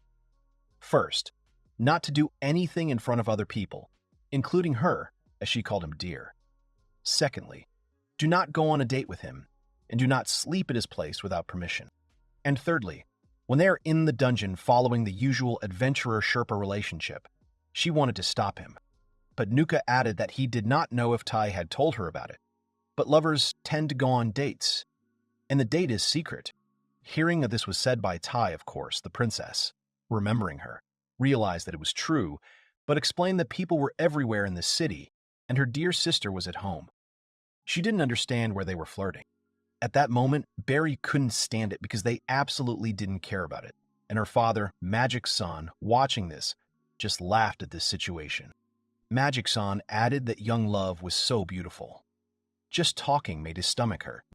At that moment, Nuku, addressing Magic-san, asked not to mock them, to which he added that there was not a drop of fun in the joke. He might have been a priest working for the Black Princess, but they were both adventurers now, as far as he could remember. Magic-san added that this is a dangerous job, during which you can die at any moment. Why not let everyone do what they want? After hearing this from the old man, Barry was unhappy and asked him not to say such things. Our hero, addressing the princess, did not understand what they had to do, hoping that the girl would be able to answer him, but the princess agreed to the condition, but she would keep calling him darling if it was just them. Barry wanted to say something. She was confused and angry at the same time. But Nuku realized that there was nothing to be done, and asked Barry to focus on diving. So they continued their research. Just like last time, 2 days later they reached the 43rd floor. There are currently 7 skeletons and 9 orcs under Yuki's command, as well as 5 demons capable of casting magic spells. So the girl suggested that they shoot ice arrows, Ponsuk from 1-7 and Boo from 1-9 to retreat. So they reached the 46th floor fighting huge monsters. In front of them was a salamander, an innate gift of the species, a fire cannon. The girl used her power against him and then the phantom needle, taming him. There were 6 salamanders in total now with them. She decided to name him Sarah 6. At that moment, Nuku warned the Lady Black Princess that he felt another monster approaching. The next moment, the girl suggested that they all dodge, because they were attacked and an explosion was heard. It was a furry giant. The fluffy giant, thanks to the fur covering his body, physical attacks against him were, of course, meaningless, and he began to attack our heroes. The princess, addressing Sarah 1-6, asked to test her abilities and make a pile of ashes out of it, after which the monster did so. When the princess saw how well they worked, she asked to focus the fire on his flesh. The monsters followed her every word. At that moment, the girl looked at the giant, realizing that this was probably all he was capable of, and believed that he clearly lacked a fighting spirit. At that moment, she started laughing. Magic-san is watching this, hoping that Ro was okay. Magic-san saw that his lips were trembling, but added that they were lovers these days. Ro thought it was unusual for a person to be so at odds while fighting monsters, even among adventurers. At that moment, the princess, coming down from her observation post, thought that Sarah would be good in the next battles. It is a pity, of course, that Neko and Minoran are not with him this time. The girl offered to build monsters and looked at them, deciding that the list was not bad, so it was necessary to get to the 48th floor. After that, they came to him. But it has not been explored yet, so only one mistake can ruin everyone. There is practically nothing a Sherpa can do, so it was necessary to focus on creating a map. Now they were at the given coordinates that our hero was drawing, but at that moment, a tunnel appeared in front of them, and then there was a splash, and behind them, the same monster that could once talk to them appeared again. Danger was still waiting for our heroes at every turn. Meanwhile, this monster found our hero with pigtails, which made him very happy. He decided to go after them. Still, the people around him scared him a lot. So something strange began to follow them. Our hero and everyone else did not suspect this. At that moment, Rose seemed to sense something and turned around. The princess, noticing this, decided that something had happened. Ro, addressing the girl, hoped that he too felt as if someone was watching them. But the girl didn't feel anything. The princess decided anyway that they should have been more careful. Bu 5 and 6 would be covering their backs. At that moment, Nuku, addressing the Lady Black Princess, noticed that there were 3 huge monsters ahead. The princess decided to deal with them. Cleaning of the 48th floor. Nothing was visible. Our heroes were moving forward, and the girl was trying to make sure that Nuku was sure that they were there, because they didn't see anyone. Nuku knew that he was not mistaken. Ro decided that these monsters might have the gift of illusion, or camouflage, or something else. With these words, he lay down on the ground and began to listen. He heard something like a muffled grating or rustling. And if you look closely, it's very strange that moss glows only in some places. Therefore, our hero realized that they were underground. Most likely, these monsters had the ability to move calmly through various breeds. Barry was unhappy with this, and was wary of what might come out of the ground. And the princess knew some creatures that fit that description. They are located on lower floors, but each has its own weaknesses. To begin with, they would like to know what they were dealing with. Nuku decided that he needed a bait, and among the monsters that are with them now, there are small and proven salamanders. Then the princess decided that Sarah 6 should have run through the floor. The guys decided to stay in their place and wait for the enemy to appear, watching who was running forward. Then they did not see that something appeared from under the ground, and the princess saw it coming too. Ovion appeared in front of them. Ovions are unstable to fire and use Sarah's fire cannon. Nuku added that salamanders cannot fight against Ovions at this time. They will become their first target. Our hero had an idea. It is necessary that everyone take a salamander for themselves. With the help of Barry's sail air magic, they will be able to move quickly, and the salamanders will be able to safely use a fire cannon. It turned out that they could become legs for salamanders, and the princess decided that it was possible to try. Taking one of the salamanders, she asked Sarah 1 to come to her. Magic-san was trying to figure out if he needed to participate in this, because he absolutely did not like running. Barry added that he had to do this and asked to dispel his levitation. Meanwhile, the princess asked the darling to hide behind a rock. Pansuk 1 and 2 were supposed to protect him. According to her, Bu 1 and 2 were supposed to be baits. They were supposed to move out, start attacking as soon as the rest of the Ovians appeared. Our hero, watching this, realized that even among the rarest monsters, Ovians are one of the strongest. He hoped this strategy would work and no one would get hurt. The guys had to launch fire cannons. At that moment, addressing the old man, they added that he was behind. Our hero was thinking about fire cannons that were effective. The blacksmith saw our hero with pigtails, addressing him, and wished him a good evening. He was trying to figure out why Ro had so many things.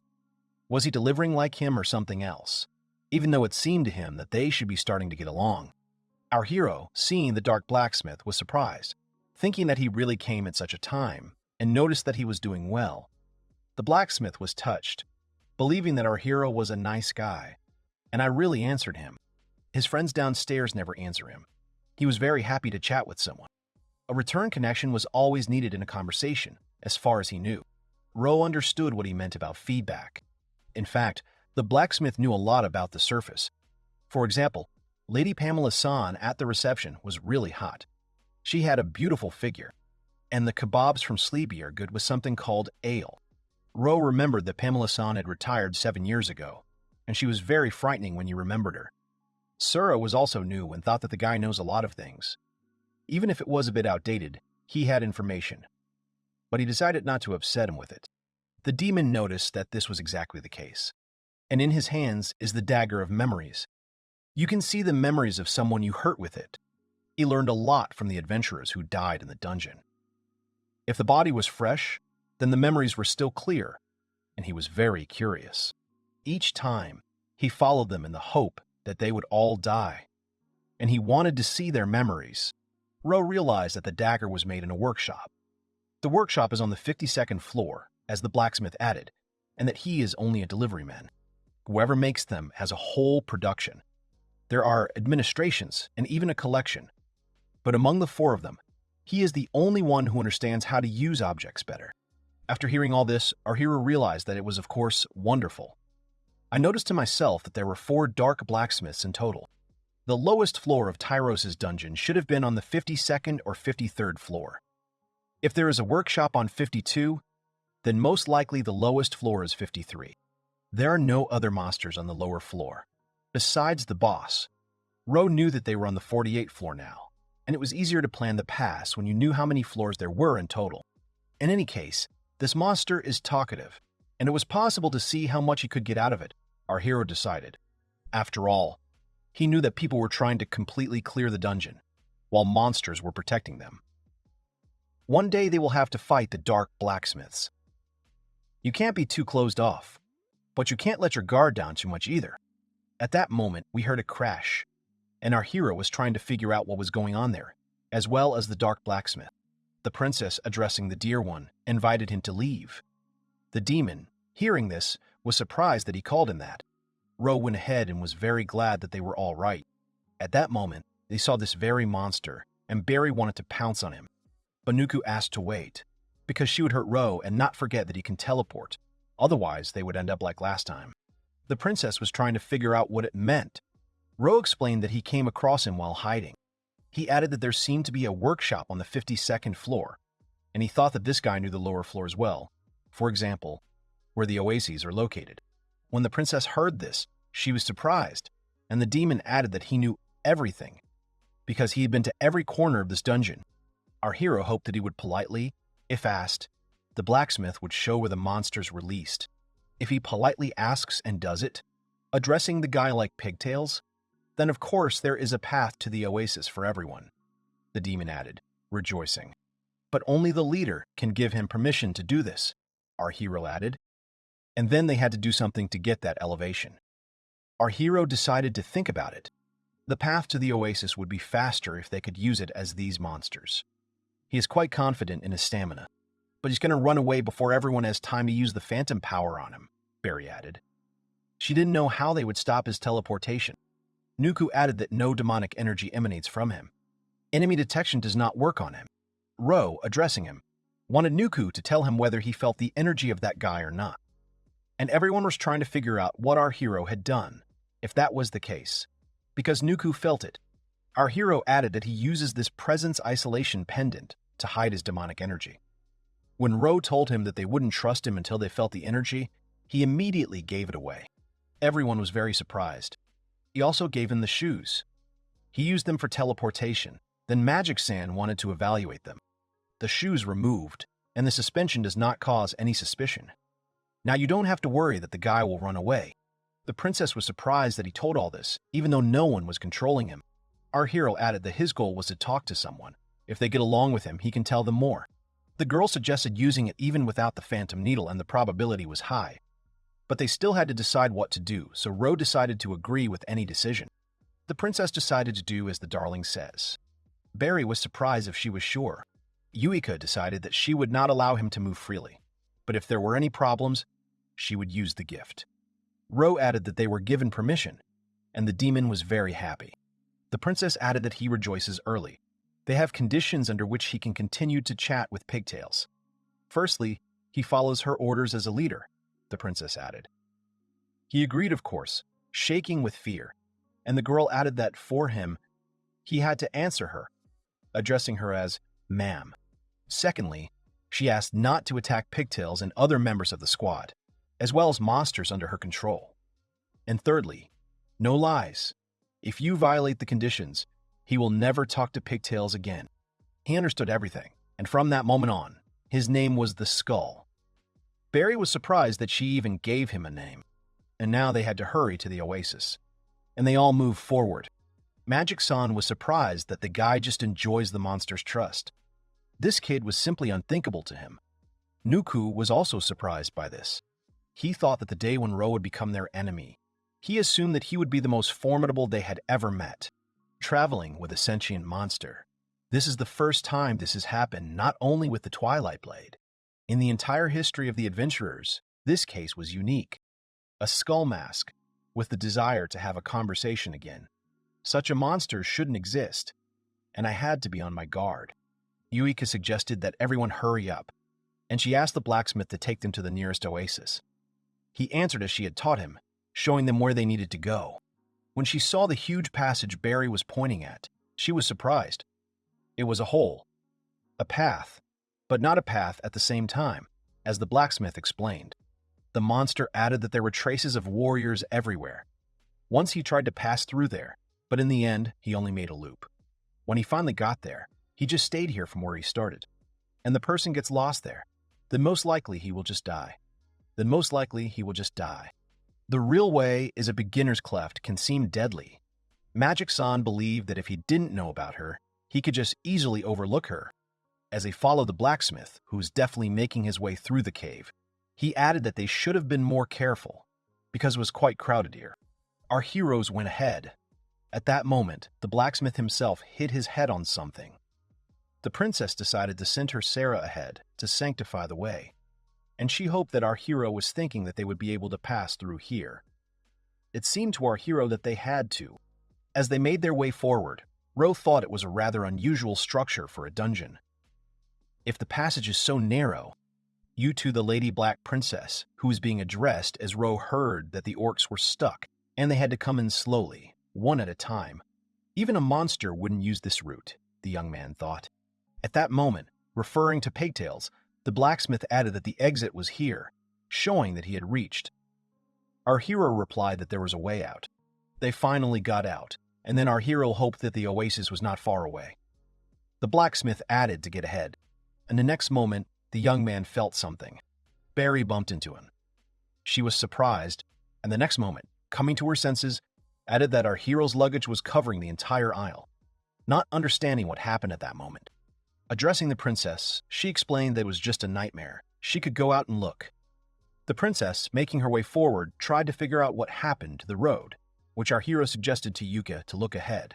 And when she looked forward, like everyone else, they realized that there was a cliff here. She did not understand what this meant and what the blacksmith wanted to tell her with it, but the blacksmith explained that he was not lying. The road continues there, pointing with his finger at the place where the road was. She was near the rock. Our hero realized that he was talking about her. And pointing to this road, the blacksmith explained that he had walked along it many times. Our hero was trying to figure out how he cut through the crevice. He added that it was easy with the help of moving shoes, it was easiest with them. But our hero added that he also had them, and was wearing only socks now. The princess decided that perhaps the demons could carry them one at a time. Meanwhile, our hero was thinking about the fact that the blacksmith went without shoes, and offered to give him sandals while everyone else was deciding what to do. At that moment, Nuku noticed that probably what the princess had suggested should have worked. Meanwhile, the blacksmith thought that pigtails were an angel, but it seemed to him that the blacksmith was clearly exaggerating, and he was wondering how he found out about the word angel.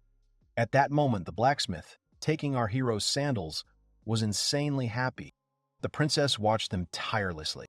Puta 1 and 2 were supposed to carry the orcs. According to the princess, the others will carry them. Our hero, watching, realized that you can't get on that road if you can't fly.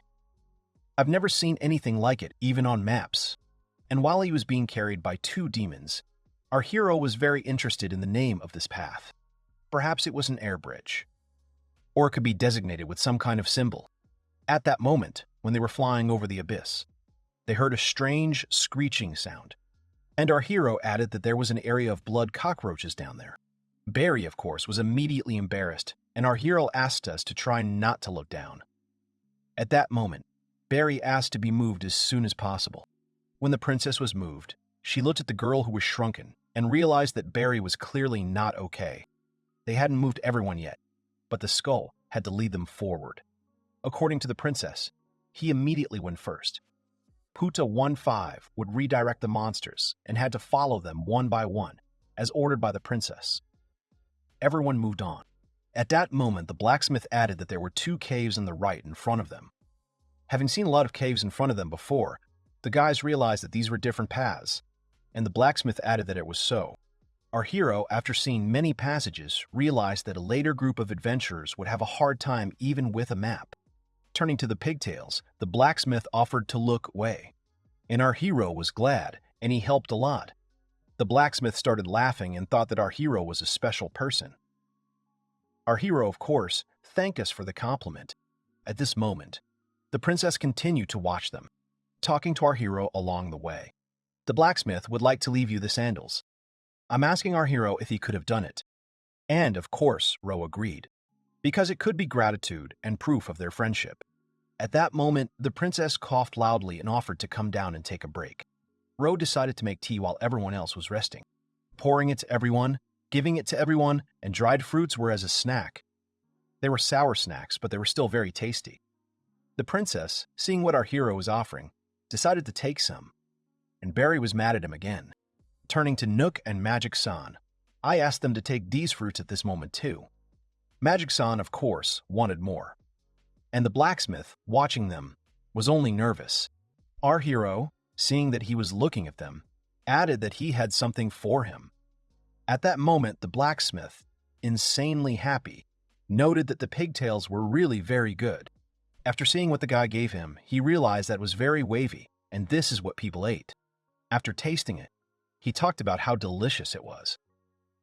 Our hero suggested that he eat slowly, otherwise he would choke. The princess, of course, was unhappy that the young man was paying all his attention to this stranger.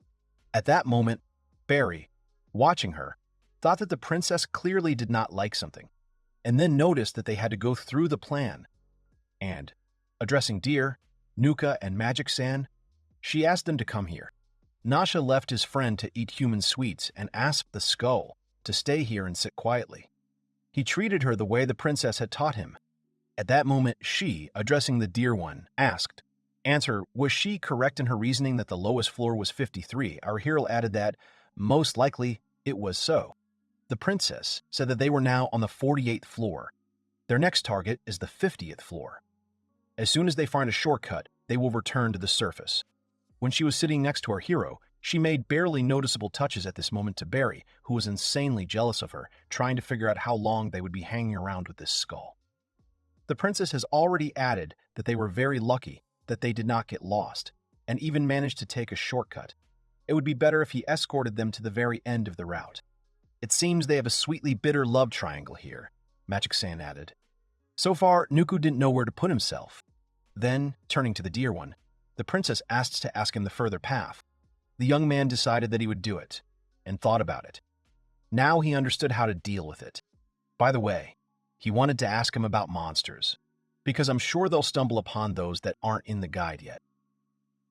That is, the probability is that they will meet the floor boss. Our hero wanted to learn from him about the bosses. Ro knew that it could be risky, but he decided to try to question the blacksmith carefully so that he would not suspect anything. The princess, confusedly addressing our hero, decided that it was all wonderful, but it seemed to her that he got too close to the skull. Of course, the girl knew that even if it was beneficial for them, but he was too friendly with him. And the young man had to remember that this guy was a monster and an enemy from their rapprochement.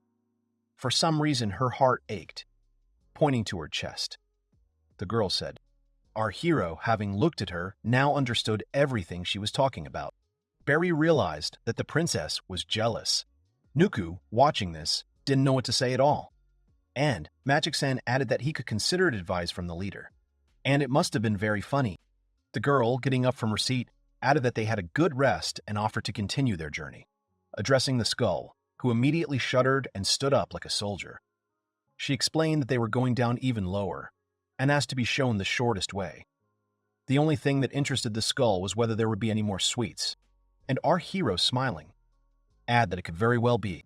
Then the skull was delighted and suggested to hurry up, showing where they should go next. At that moment, our hero noticed the slope. The blacksmith decided that being the most interesting was a lot of fun. Our hero thought that, probably, the blacksmith was supposed to be walking with his comrades, the dark blacksmiths. He thought to himself that he didn't know enough and would just make a sketch while looking at the ceiling that was above him. Then the blacksmith explained that he had invited these comrades, but no one had answered him. Our hero then wanted to notice that he spoke the language well, but he had no one to talk to, and the local monsters did not answer him either, to which he noticed that this was true. They don't answer him. But one of them was singing while he was using the spell, so the blacksmith thought they should understand the language. This was the reason why the blacksmith was constantly trying to talk to this demon. When our hero heard about it, he realized that they were singing, And it must have been high-level monsters who would be able to put meaning into words. And maybe they were even floor bosses. At that moment, our hero looked at the princess, and she nodded to him, realizing that the answer was at least some kind of known. Then our hero decided to find out about his friends, what class they are. To which, of course, the skull did not know about it. All the names of the monsters that he knows came from the memories of the people who died in the dungeon. At that moment, he noticed that he had stepped on something. Nuku, addressing the Lady Black Princess, added that a monster appeared among them, and after hearing that you were the only one, the princess decided that it was a rarity for low floors. Our hero realized that the only monster appearing on the floor alone was already known to him. At that moment, he heard the sound of a boulder rolling down. Our hero shouted that it wasn't a monster, it was a killer ball. Warning the guys all about this, our hero added that if he overtook them, then they were finished. In front of them was a murderous ball, filling the entire corridor of the dungeon and destroying everything in its path. Now the blacksmith realized that what he had stepped on earlier was a crushed monster. At that moment, while they were not running, they saw that the passage was branching. Our hero asked the guys to run to the right, but at that moment the blacksmith added that the other passage was wider. Then the ball would fit without problems. Rowe added that everything was fine. They should have dived into the right aisle sooner. What they did, after which the ball rolled and turned left. But why exactly there? No one knew. Our hero remembered the report that there were a couple of reports about killer balls, but he remembered one of the oldest guides saying that the group had managed to survive. There is a wider passage. Almost no one survived the collision with them. At this point, the blacksmith added that pigtails know a lot of things. Even he, the monster, did not know about this. But as expected from his friend, at that moment, the princess looked proudly at the blacksmith, believing that the guy was amazing. After all, he was her darling. Barry, seeing this, couldn't understand how the princess could compete with the monster, but only they breathed a sigh of relief. A suspicious force was following the group. The whole point was that the carnival on the unexplored floor was silently following them. The enemy is coming, turning to the dear one. The princess asked the skull to hide somewhere. Our hero, as always, obediently followed the advice of the princess and hid. Turning to the blacksmith, he thought that he probably saw them fighting, but he added that he did not see, and then it was better to close his eyes. Our hero thought that for a blacksmith, a monster like him, it might be quite shocking. In front of them was a slime man, a special ability of their species, physical resistance. Nuku felt the presence of 7, and the princess realized that they had merged into one, thinking that it was all very wonderful. Yuika, calling Sarah 1 in 5, asked to climb on the slugs, simultaneously firing. Slime monsters are not too resistant to fire. They will roast until they disintegrate. There were even 3 more monsters on the opposite side, and all the Boo had to protect them from behind, also prepare their spears. At the princess's command, they were all ready to attack. When she saw the Minotaur, she decided that they had to attack in order to get them from the front. Ponsky 1 and 2 were on the left. Ponsky 3-4 should have taken the right one. Barry had to use Ta's magic to immobilize the slime man. The girl was ready for battle. Puda 1 and 2 obey Barry's orders. Nuku was supposed to be supporting Boo and Ponske. Puda 2 and 4 obey the orders of Nuku. The princess gave everyone her orders. Nuku agreed with her, and now, as she drew her sword, she decided that it was necessary to bring the carnival to an end. At this moment, the blacksmith, turning to Pigtails, could not come to his senses in any way, and asked our hero to wake him up when it would be possible to open his eyes. After all, his eyes were tightly closed. He hoped that it was all over, and he had to open his eyes. But at that very moment, something hit him, and opening his eyes, he saw the monster's head. A second later, the blacksmith fainted. Our hero heard this from Magic San and decided that it would be even better for him. At that moment, he had to write down how the battle was going. Our hero thought, watching this carefully. After all, thanks to the fire of the salamander, the slug split up. Barry, with the help of demons, immobilized him. All 7 were overtaken by the phantom needle. The Minotaur is still in service, but the slow-moving slug was surprisingly energetic. At this moment, Barry used a sail on him, and the princess, commanding Pui 1-7, asked to keep the Minotaur in her tentacles, which they did, grabbing him. In the next moment, all the minotaurs were captured, and the princesses, using the phantom corner, defeated them. All the monsters had to line up on her orders.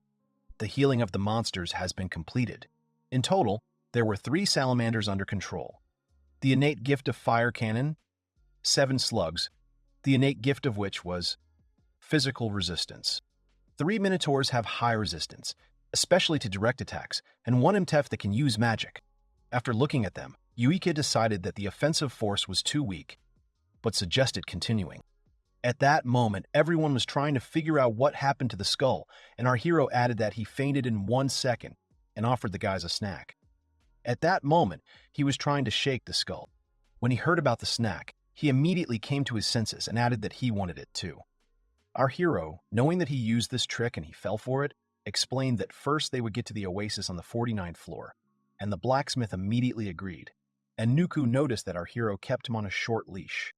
But of course, watching it in my mind, our heroes set up camp near the oasis, and while they rested and treated their wounds, they managed to get the garrison, as well as 1 skeleton knight with the gift of explosion. And finally, they reached the final destination of their dive. In front of them was the 50th floor they had come to. The level of the Twilight Blade squad is 12, but the recommended level for the same floor is 16. They may have been saving their strength, but fatigue is rapidly increasing. Ro thought that at the next pass it was worth cooking something light, and he also needed to prepare a potion of health and sanity. Then they heard the blacksmith begin to reflect. Our hero decided that they probably didn't get lost, but he added that they didn't. The blacksmith just thought he remembered this place. When he came to visit his friend, he often teleported to a place nearby and just didn't notice at first that this was one of the things, because he rarely walked here. The princess, hearing this, noticed that it was strange and decided that his friend was not far away. Mostly, he doesn't always, the blacksmith added. He was pretty moody, but super huge, so it's not difficult to find him. His face also looks a bit like his own. Our hero was thinking that it wasn't that he knew what his face looked like when looking at the blacksmith. When they came to the big black passage, it was empty. But then the blacksmith added that his friend was still out of place. He's usually here chatting with him. Our hero thought that it was terribly dark here. But then at that moment, he heard the sound of hooves. Then there, hearing the sound of hooves, the blacksmith added that if they were hooves, it means that they will soon show up here. Trying to figure out what they needed to be doing, our hero decided that they were friends, but the guy added that you were wrong. They were sworn enemies. One day, they tore out his hair and ate it, and his hair was so dear to him. He got them from the dead people he found in the dungeon and attached 1 hair at a time to where they were. The blacksmith added that it took a very long time. He didn't want to go through something like that. Again, he started running away and saying goodbye to our guys. Our hero asked him to stop. He forgot his shoes and his pendant. But then the blacksmith gave, which was a lot of fun, and asked us to leave them to our hero. Yes. And they were cursed anyway, so they will see each other again sometime. The blacksmith shouted to Pigtails, running away. He added that the next time they might meet as enemies. And yet, monsters exist to protect the dungeon. Our hero, hearing this, was surprised. And the princess noticed that the skull had run away. Nuku should have realized how many enemies were coming here. And he added that there were 13 of them, and they were all walking in front, and he thought they were moving in one group. By order of Princess Puye, 1-7 had to line up shoulder to shoulder in a defensive formation, which they did, protecting our heroes. Minorin 1-3 had to prepare spears, Guy 1-4 had to cover them from the back. Naisuke and Ser were supposed to protect his deer and Matakan. The princess gave all the orders. At that moment, they heard a strange sound, and then the clop of hooves. Barry noticed that they were coming, and then they saw the 2-horned one. As our hero noticed, looking forward, the wound begins to rot from the blow of their horns, and the guys could die. After hearing the warning from the young man, the princess commanded Pu 1-7 to block their path. At that moment, the clattering horses that were running at our heroes saw an obstacle in front of them, but decided to demolish it. They got into the slime, which began to absorb them. They tried to break through it, but so far, nothing has come out. And the princess decided that the Puyos were more useful in defense than she had imagined, so they easily caught a whole group of monsters. She wanted to use the Phantom Needle, and decided that her opponent's name would be Yagi 1. Having subdued the others, she decided that this one would be Yagi too, and so she called them all by name. The Yags from 1 and 13 were supposed to line up. It was then that the princess noticed that they looked more like horses. Here Nuku explained that, in principle, there were 6 more enemies. They saw skeletons in front of them. Our hero noticed that they don't even have armor or weapons. And then the princess decided that they would try the Yagi on them. And these opponents were just in time. She commanded Yagi 113 to attack the skeletons. What they did by smashing them. The princess, seeing this, laughed and decided that it was a great job. But at that moment, Nuku explained that there were 6 more skeletons in front of them. Our hero, seeing this, realized that they were skeletons again without any weapons. This is their territory, maybe, or something like that. The Yagi started attacking again, but the enemies were advancing and 6 more skeletons followed them. The Yags from 1 to 13 should have smeared their bone dust, which they did. But the skeletons continued to advance 6 at a time. The girl commanded them to trample them again, and the horses did it again. But then the princess tried to figure out what was going on. It's like they're just following their death. Looking up into the sky, they saw a magic circle. The princess asked Poo-17 to stand up for her. Our hero at that moment heard a strange sound. Trying to figure out what it was, the princess and everyone else seemed to be stunned. The princess ordered Yagi to get out of there. Barry noticed that her head was about to explode. After that, when the noise disappeared, the Yagi disappeared with it. There were all the others that were enclosed in a bubble. Barry offered to take a look up. Looking up, the princess shuddered. This pressure, squeezing the heart, takes away common sense, as if the head refuses to think. The gate to the underworld, which opened in front of our heroes. There was a feeling that there was only fear that was not being caught up. In front of them was the king of the dead, born in the despair of a monster. Undead of the highest rank. He appeared in front of the guys, and it was he who sent skeletons at them earlier. In the name of the king of the underworld, all living things will perish in darkness.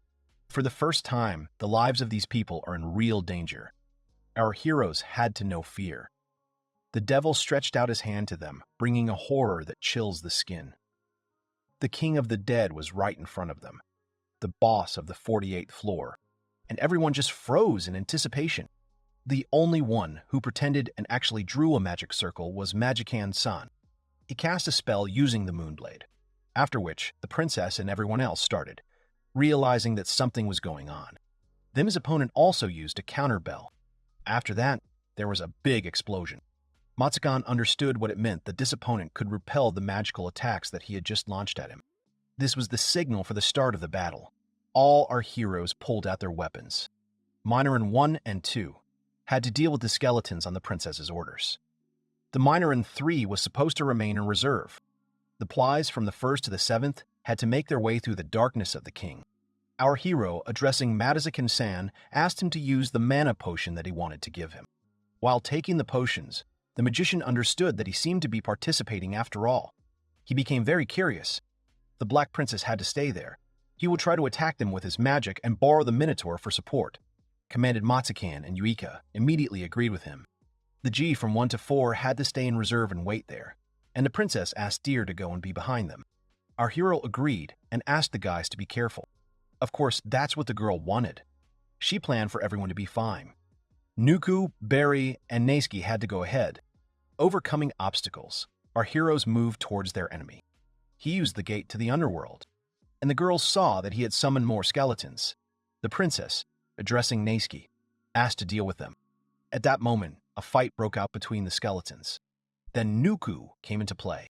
Using his throw, he attacked them with his weapon, so they broke through. The next moment, crossing his arms, the King of Darkness used the funeral prayer. And there was another explosion, after which the princess and everyone else felt how much their ears hurt. It was unbearable. And then the king used desiccation. Mazikin understood that it was bad. It was an attack on the soul. If that very soul gets into them, it will die. And he asked the guys to dodge. At that moment, his tentacles were trying to reach our heroes. Barry dodged, but the tentacles steadily followed her and panting. The girl was a second away from death, and the princess warned her that a skeleton was approaching Barry from behind. Barry was able to repel the attack from behind. Then the princess ordered Sarah to go and help Barry. the salamander moved forward and tried to deflect the skeleton's blows with its fire. The next moment, when the skeleton burned down, the princess and Barry were fine. That's how the girl thanked her. Then she decided to use the salamander, as she had with the Ovians. And the princess asked Sarah to obey Barry's orders. You need to eliminate one of the king's hands and focus on their attack, as the princess screamed. Then they decided that since the princess ordered it, they had to fulfill these conditions. Our hero was standing on the sidelines at that moment, watching the whole battle. Funeral prayer and desiccation. The combination of these two attacks was very dangerous, and if they hadn't attacked from afar, they could have been hit by the attack that wiped out all the two horns. Even if they managed to get close to this opponent, he is protected by an infinitely countless number of skeletons that he summons. If only we could find some kind of gap in his defense, our hero wondered, looking at him. Then Nuka decided to use a new throw, trying to hit him. But the opponent used a contour bell and was able to deflect his blow. Our hero now realized that the mod's opponent could reflect not only magic, but also physical attacks. With such a technique, he was practically invincible. The princess decided that he probably could not reflect everything at the same time, and asked to attack him continuously. Nuku, obeying the princess and her orders, began to attack. Barry began to attack from the other side, using a salamander, and asked to prepare for a fire cannon. The target was captured and Nuku used a throw, and Barry used a fire cannon. At that moment, their opponent started using the funeral prayer. They were able to attack him, and a strange sound rang out. At that moment, Princess Nisko was ordered to use the explosion on his arm and attack. But the Skeleton King ordered his familiars to obey, and Isuke, who were next to the princess, fell to the ground. They resisted and could not get up in any way. The princess ordered the king to be attacked. But at that moment, one of the Nask threw down a sword. He attacked the princess by grabbing her by the throat. Barry was surprised to see this, as was Nuku and Masakan himself. Naisuke was holding the princess, but he was shaking all over, and the girl did not understand why he did not obey her. Our hero now realized that perhaps the whole point was that the king could control the skeleton knights as well. The princess, addressing Puya 7, ordered the capture of Naisuke. He did this, and the next moment, the princess's throat became free, and she could breathe. After that, she accepted that they had lost some of their fighting power, but she was afraid that this was simply unavoidable. The Pwais from the 1st to the 6th had to continue to advance through the darkness and immobilize the king with their tentacles. The gate to the underworld that the enemy used against our heroes tried to attack them again. And the princess saw that he had summoned even more skeletons. There was no end to them.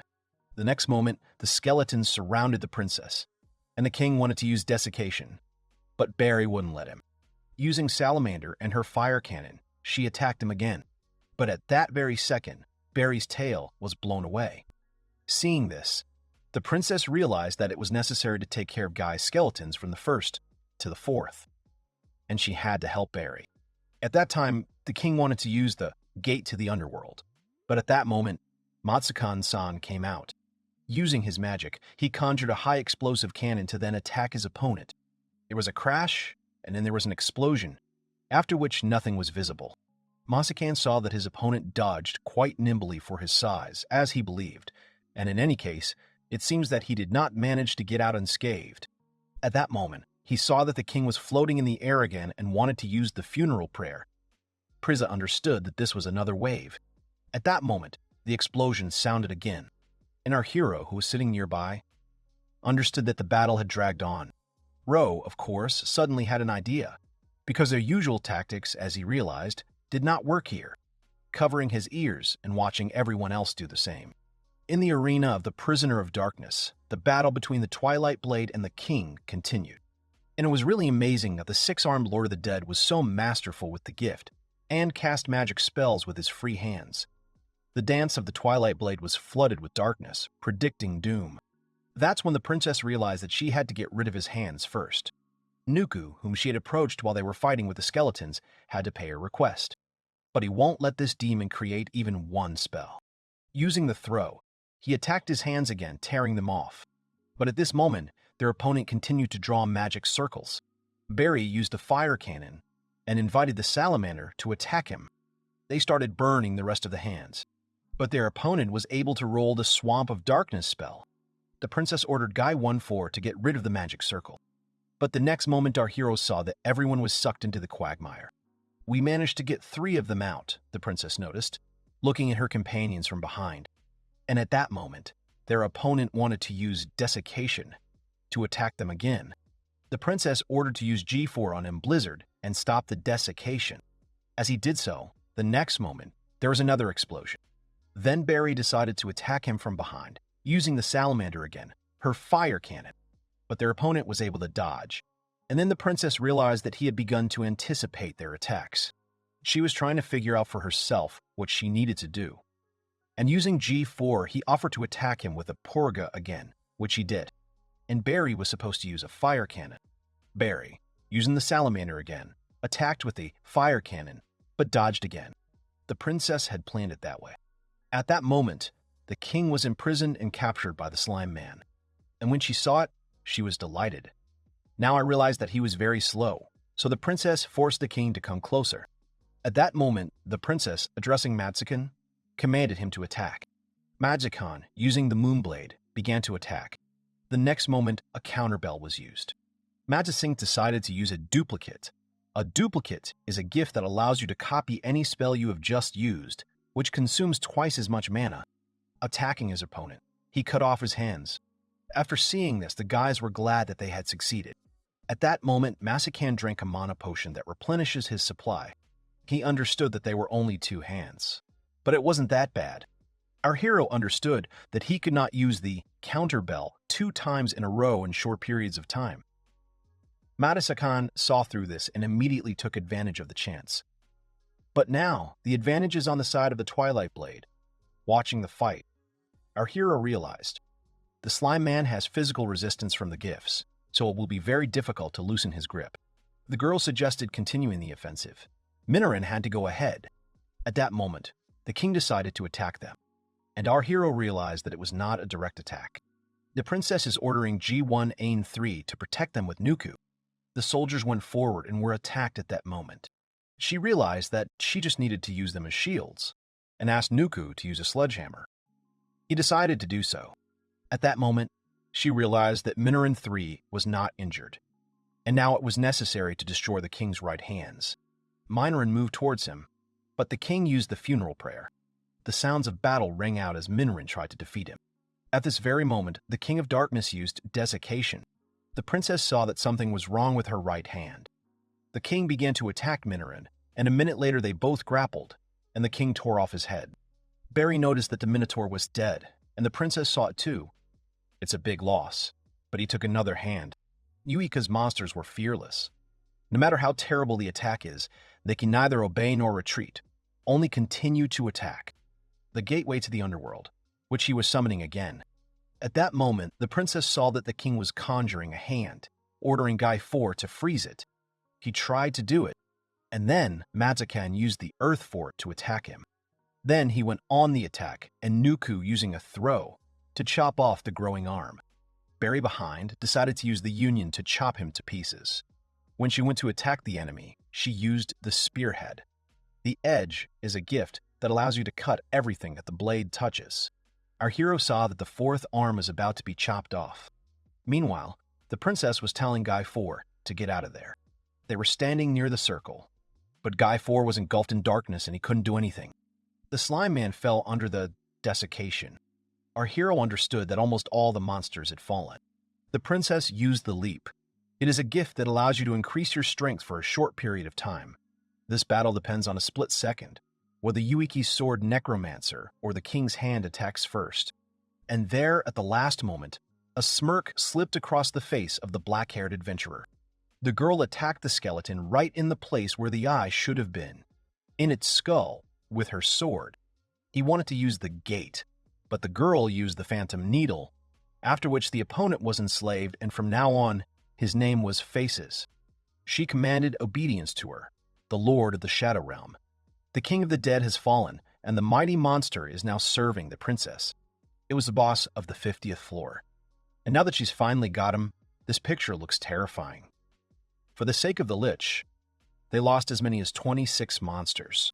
While doing the calculation, the princess realized that only Neska, Puyo, and Sarah remained.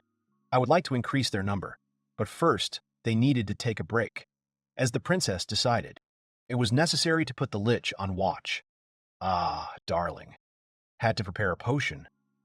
But at that moment, our hero felt something, as if something trembled under him. He was trying to figure out what it was, and then he realized that the floor was moving. The princess decided that they must have been enemies, but Barry was trying to figure out why everything was shaking so much.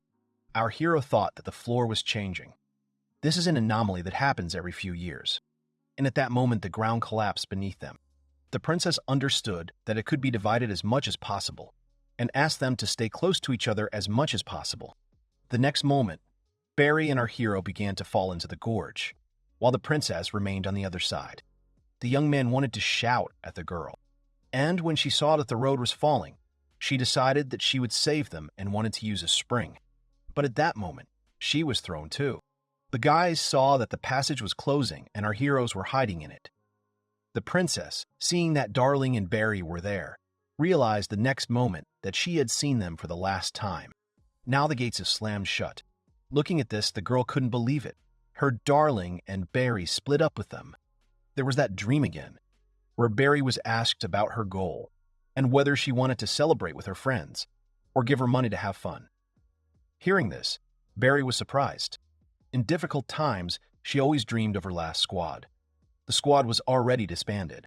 The one who saved me in that difficult moment was Yuika. When she came to their house, she heard that the Mazakan Dano sage lived here. She apologized for coming to their house suddenly.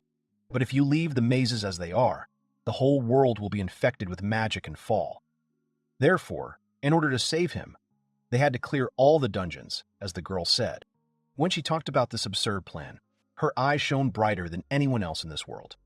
And Barry wanted her eyes to populate just as dazzlingly. I wanted to stay by her side the longest and give her more help than everyone else. Princess Mary is the only person who gave her hope. Her light. At that very moment, she opened her eyes and saw in front of her the face of our hero, who was shining a lantern at her. He was very glad that Barry had finally opened her eyes. Of course, the girl immediately squeezed them shut and asked to turn off the lamp. She decided that he was probably trying to set her on fire in this way. But the hero explained that he looked around a bit, and it looks like that passage was formed as a result of a landslide. A straight road with no branches or arenas, and no monsters nearby. At that moment, he looked closely at Barry, who checked her weapon. Barry decided that she needed to find the princess. She should have been somewhere nearby, but our hero stopped her. It was dangerous to move anywhere without thinking. It was necessary to think about how they were separated from Yuika. The others are probably together. And there's a skeleton knight standing there. True, it does nothing, but it is proof that the phantom needle is still active. Barry realized that she would have to admit that our hero was right. As long as Nuku-san was with them, they can move around with much more safety than Barry and Ro. So you had to believe in them and wait here. At that moment, Barry sat down and Ro handed her a recovery potion, asking her to drink it. Approaching the skeleton knight, our hero saw that he had lost his arm and shield, but the sword was still with him. Barry was drinking a potion. She decided that he was careless. Then she heard a sound, trying to figure out what had happened. Our hero just took the sword. When Barry saw this, she was very surprised. He thought that his sword might be useful to them, our hero added. The strength requirements are 35 to be able to hold with 2 hands. Ro hoped there wasn't some kind of curse. He tried to wield his sword. Barry tried to figure out what he was doing, and our hero explained that there were rumors that the walls and floor were soft after the collapse. So he started digging. After that, a recess was formed in the wall. And while they could not use it, it crumbles too easily. But when it hardens, this passage will be useful in case of anything. Barry was surprised by what our hero was doing, but he only hid his things and invited Barry to sit down and discuss their tactics. Even temporarily, they were in the same squad with him. If monsters show up, you'll have to fight them, so that it's time to discuss stats and gifts. He was a level 7 adventurer, as well as a heavy warrior. His stamina recovery punch is grade 4. When she heard that he was in the 4th grade, Barry was surprised, considering that the highest grade was 3. Based on the materials in the guild in the Church of the Galaxy, our hero explained that this was the case, but he asked to keep it a secret. He had never said this to anyone before. She should have known about the choice between a gift and a stat boost when her level goes up. except for level 1, when he got stamina recovery. Each time, he chose to increase his strength. So his strength was 31 now. If you only look at her, then he can compete with a high-level adventurer. He had a level 7, which was considered average. The girl, looking at him, thought that he was a complete fool. But she needed to get her act together. She was level 11. Our hero at this moment, addressing Barry, asked to tell him about his abilities. All this in order to survive and reunite with Eureka. After hearing this, she could only agree with him. If they come across 5 monsters at once, they will not win. But he has an idea how it could be done. He asked me to put a wind dance on his hands. It's a supportive magic that instantly increases strength. If he can increase the strength of his arms, then he will be able to use this broadsword. Speaking of the sword that stood next to him. Well, our hero's strength was 31 levels. The requirements for a broadsword were 35. If he does not fulfill the requirements completely, he will be exhausted almost immediately. But then I realized about restoring stamina, and our hero realized that the girl guessed what he was talking about. Our hero decided to take the role of a tank, and she had to hold on to him and attack when she saw an opportunity. He trusted her with his life, our hero remarked to Barry. When she heard this, she was surprised, but agreed. After all, it works both ways, as she thought. After all, there were only 2 of them here. It took a little time, but at that moment, our heroes heard a sound. And then Barry realized that it was a minotaur. Our hero thought that he looked somehow angry, and it was really so. The next moment, they tried to deal with these minotaur, but he hit Barry. But the girl later realized that this was not the case. It was just a shockwave. She knew that it was impossible for them to resist such a monster. But then she saw her legs in front of her and realized that our hero was holding back this opponent. She was surprised that he stood up against the minotaur, a monster with enormous strength. The next moment, the minotaur began to attack our hero, and he asked Barry to help him. The girl, realizing that she was standing idle, began to attack using the harvest. Harvest is a gift that cuts through everything it touches. When she hit him, she realized that she had only inflicted 2 scratches, and was surprised that it was all the damage from the blow, and tried to figure out how strong his muscles were. Our hero thought Barry had done a good job and should have attacked the same place. The girl agreed, and the next moment, the minotaur began to attack again. Our hero stood under his onslaught and his blows. When they caught the moment, he ordered Barry to attack right now, using the harvest. She attacked him when she saw that she was doing well. The cuts were deeper this time. Little by little, Ro and Barry's cooperation grew by the second. The fight against the minotaur has become a war of attrition. Then, they saw that the minotaur began to scream, but it turned out that he had broken loose. Our hero, seeing that the attack was too harsh, asked Barry to lie down.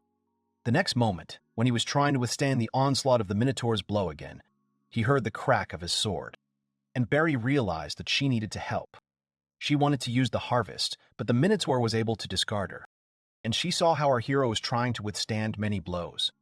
And no matter how much the wind dance increased his strength, she did not understand how the young man was holding on, how he was able to stand on his feet.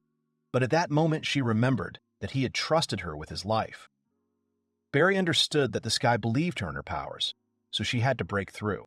Using the harvest, he attacked the minotaur base, causing him even more damage. At that moment, the girl realized that she had succeeded. The minotaur began to fall.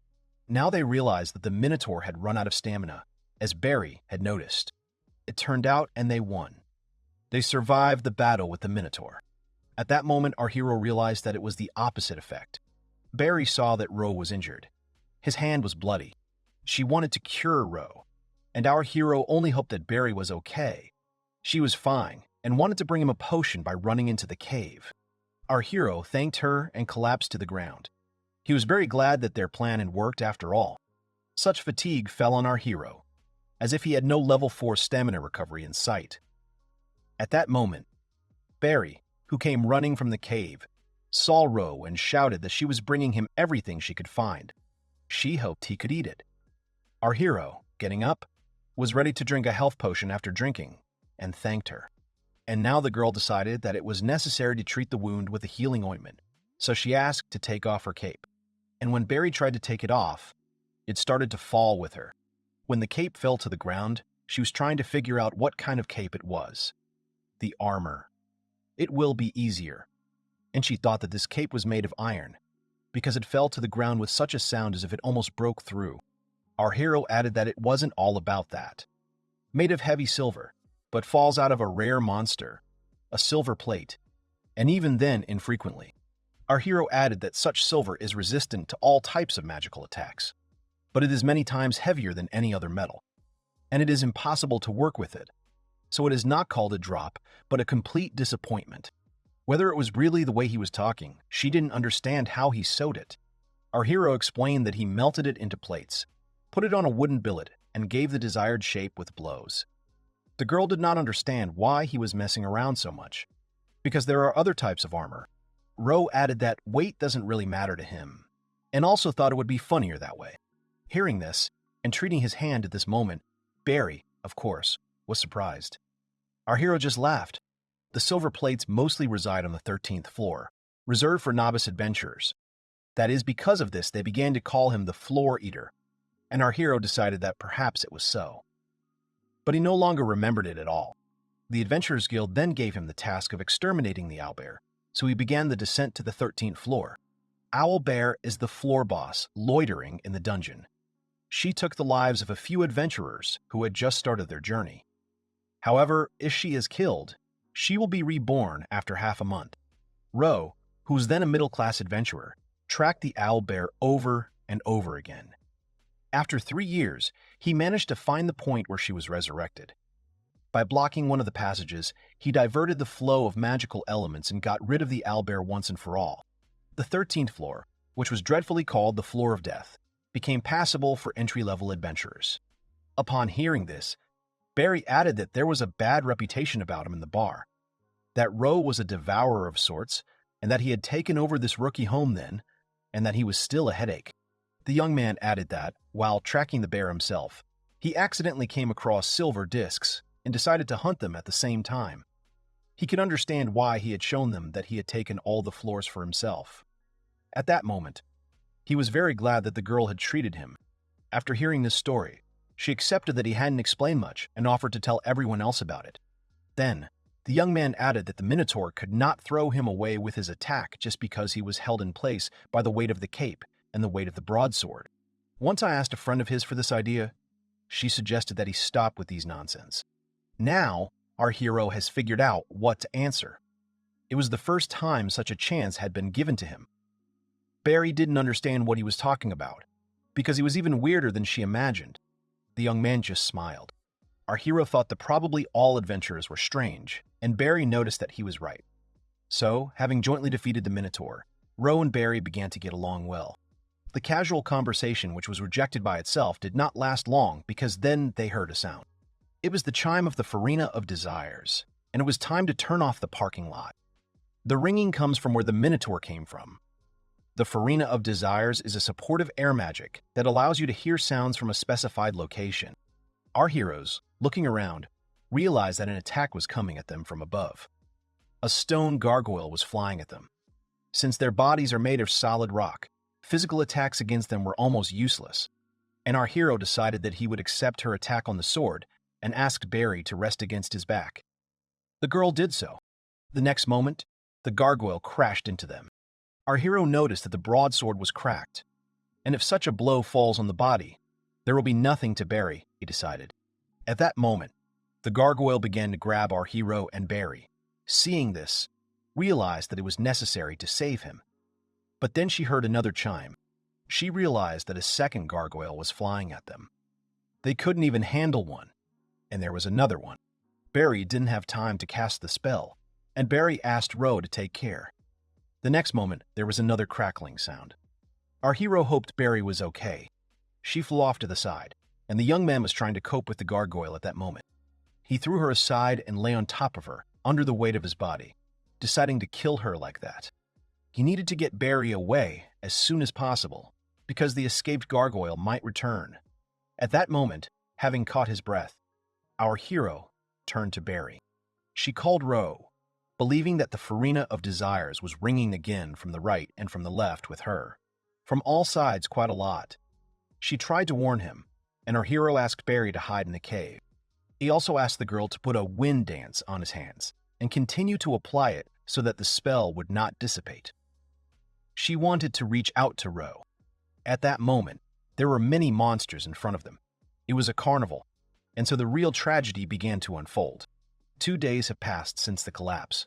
Yuki, Nuku, and Matsukan spent days and nights searching for their missing comrades. They were barely on their feet, and their anxiety was growing. The group was led by Nuku, who has the gift of detection.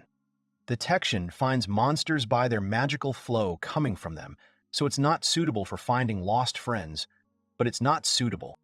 He knew it didn't fit, but he could feel the chilling energy and the venomously mocking aura behind him. For the entire 2 days, they failed to find a single clue. The Lady Black Princess and the respected Matsukan had already begun to lose patience, and of course, Nuku even did not know how to tell him that the discovery was not looking for people. Then they decided to go right. And if you continue like this, exhaustion and hunger will do their job, and they will finally run out of strength. We need to find Ro's luggage as soon as possible. At this moment, the princess, following the thinking Nuku, said that if the darling himself was okay, you don't have to worry, because she should have understood everything correctly, since Nuku was only looking for his luggage. Well, of course, he didn't say that, and decided that even if they found the things, they couldn't get to the surface without the Sherpa himself. Of course, he would like Ro to be safe and sound. Here, by the way, Matsukan added that their girl also had to be pushed into the background. But Nuku thought to himself that he hadn't said that, explaining that it wasn't true. Nuku added that he and Barry had been fighting side by side for so many years. Of course, he wanted her to be okay, too. Meanwhile, the princess decided to go ahead, turning to Matsukan, and he agreed with her. Nuku, whom they had left behind, and decided that there was no need to tell them anything. At that moment, something touched him, and he was scared, and it was a lich. Nuku didn't understand what was wrong with this monster, because he was patting on the back, and then he decided that he was probably trying to cheer him up. The guys called Nuka because he was stuck in the middle of the road and asked him to point away. He rushed to the guys and added that there were monsters ahead, and there were about 3 of them. Then they saw Cerberus and the girl, addressing the lich, asked to attack. The lich, using the swamp of darkness, attacked the enemy. The Nuku apologized for the fact that he got confused because there were not 3 opponents. There was only one, but 3 heads, and it was Cerberus.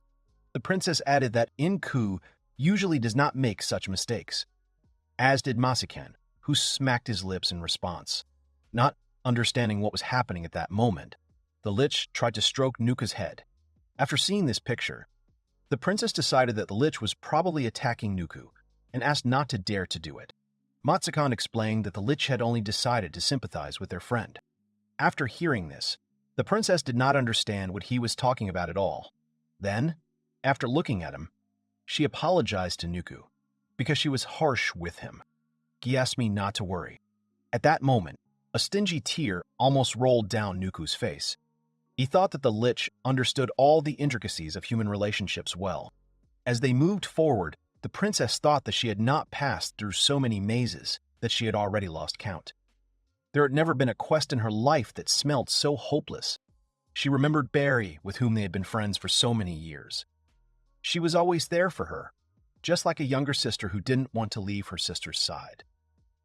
The princess, of course, wanted her to be fine, but they are adventurers and must be prepared for the fact that they could lose each other at any moment. They met with Ro about 2 weeks ago, and they were lovers for only 10 days.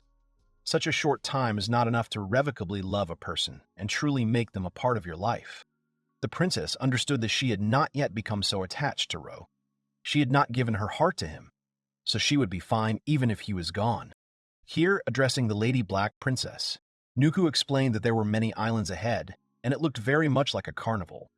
Realizing that it was a carnival in such and such an isle, she was surprised and thought that probably the guys were there.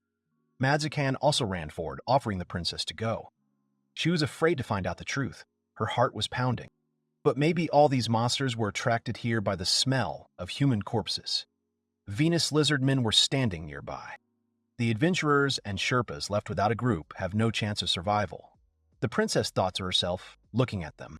At that moment, they went at the princess and Matsukan asked her to move away. Because he uses the moon blade, he attacked them. At that moment, the princess thought through her tears that if her darling died, she would not be able to bear it. At that moment, Madzakan, taking her thoughts away, asked the princess to go to the left. He used the unstoppable slayer on the phantom slime. The princess decided that it was enough to think about his death. She used a leap, but the next moment the garrison was moving forward. She knew that our hero was a first-class Sherpa, so he definitely had to figure out how to stay alive. She continued to fight her opponents. Fanyered heads appeared in front of her. The girl used the jump again. She asked herself, or rather her tears, to stop and let her believe that he was alive. At that very moment, there was a big explosion. The girl used the jump again. She was thinking about her darling. A large horn immediately appeared in front of her, and she used a phantom needle to attack it. But all her thoughts were occupied with our hero. At the same time, she could even come up with names for these monsters, and decided that this opponent would be called Noopsak. He had to fight the rest of the monsters on her orders. Meanwhile, she continued to think about her darling. She would like to meet him again. At that moment, she saw a strange figure. The girl realized that he was standing in front of her, completely covered in blood. She didn't understand what was going on with that useless sword in Ro's hands. It didn't even look like a sword. The leather cape was covered with smoke, all torn. Traces of fire, lightning, ice. She was trying to figure out which monsters were attacking him. The young man had a blank, unseeing look. His clothes were so soaked in blood that they turned dark purple, almost unconscious. But he continues to stand. They haven't known each other very long, so she'll be fine even if she never sees him again. Remembering these words of her own, Yuka realized that it was such a stupid thing, because it doesn't matter how much time has passed since the meeting. At that moment, tears poured down her cheeks. She thought that even the 10 days they spent as lovers meant unimaginably much. She found our hero. She thought that her heart already belongs to him. Hugging the young man, she said that it was her, and there was no need to fight anymore. Our hero just said her name. He added that Barry is in this cave. When she heard that, she was surprised. He added that it was a fracture and exhaustion of magical powers, and she urgently needed to be cured. Barry was lying in a cave. She continued to use wind dance on her hero. At that moment, Matsukan, who came to her, explained that there were no more monsters and asked her not to waste any more energy. At that moment, she called her dad. They needed first aid. The Lich was supposed to be guarding the perimeter. The princess only hoped that there was something to stop the blood. And at that moment, our hero thought only that everyone had survived. Yuika offered to heal the wounds and return to the surface together. Looking at Ro with tears in her eyes, she hoped that he agreed with her. 2 days after the Twilight Sword returned to the surface, hospitals for heroes located near the gates to the labyrinth, to which our heroes were taken. Ro was put in a small room for special important patients located on the top floor. Waking up in his huge bed, our hero was very grateful that they took up treatment here. But he would dream of such a luxurious one in terrible dreams. A whole tub of magic potions and completely undiluted ones. Looking into it when he was bathing in it, our hero couldn't believe it. The mountain of blood-healing potions he drank, so much top-class healing magic. The young man decided that they would want to resurrect the dead. Ro said that he was already healthy and wanted to be discharged, but the doctors did not allow it.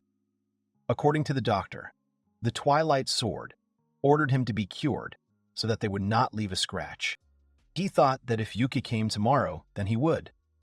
He would definitely ask her to help with the discharge and thought that he needed to sleep. But at that moment there was a knock, and our hero asked to come in, thinking that it was a doctor. But, addressing the dear one, Yuki appeared from behind the door. She came to visit him and hoped she could come in. He suggested that she not even ask about it. At that moment, she entered in a snow-white dress. He thought that usually a princess does not wear such things, and was very surprised by the girl's visit at such a time. She explained that Barry had picked up this dress for soirees, but such places were not hers, and she was wearing it for the first time today. She wanted to know what our hero thought about it. The young man looked at the princess and thought that she was irresistible. The girl was a little embarrassed, but she was smiling. And going into the room, she sat down next to our hero. She hardly rested during the last descent. The young man thought and hoped that the princess had at least slept off when they returned. Standing up in the bed and looking at Yuka, our hero asked. The girl explained that she had lain down for a minute. I woke up a day and a half later, went to see Barry at lunch. She was sent to a hospital dealing with broken bones, as far as our hero remembered. He hoped the girl was okay. Barry herself is not worried at all, but Mazakon is right shaking over her. He made a lot of news there. She told how our hero did not lose his head and ordered Barry to take shelter in a cave. The young man, recalling the terrible time, explained that it was so, and the princess added that Barry was very grateful because he saved her life, and she also wanted to apologize for her behavior, as Yuki understood. Upon hearing this, our hero decided to smile, and the girl hoped that he would accept the apology. The young man, of course, agreed, and Yuki was glad. The next moment, getting out of bed, she began to mutter something indistinctly, and our hero thought that Yuki wanted to say something.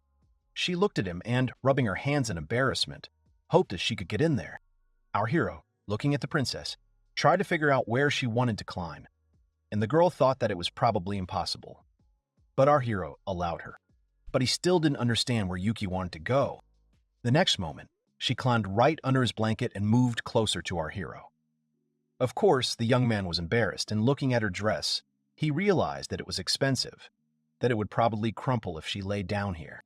The next moment, the princess, a little embarrassed, wanted to ask how he was feeling, and our hero was unable to take his eyes off the girl.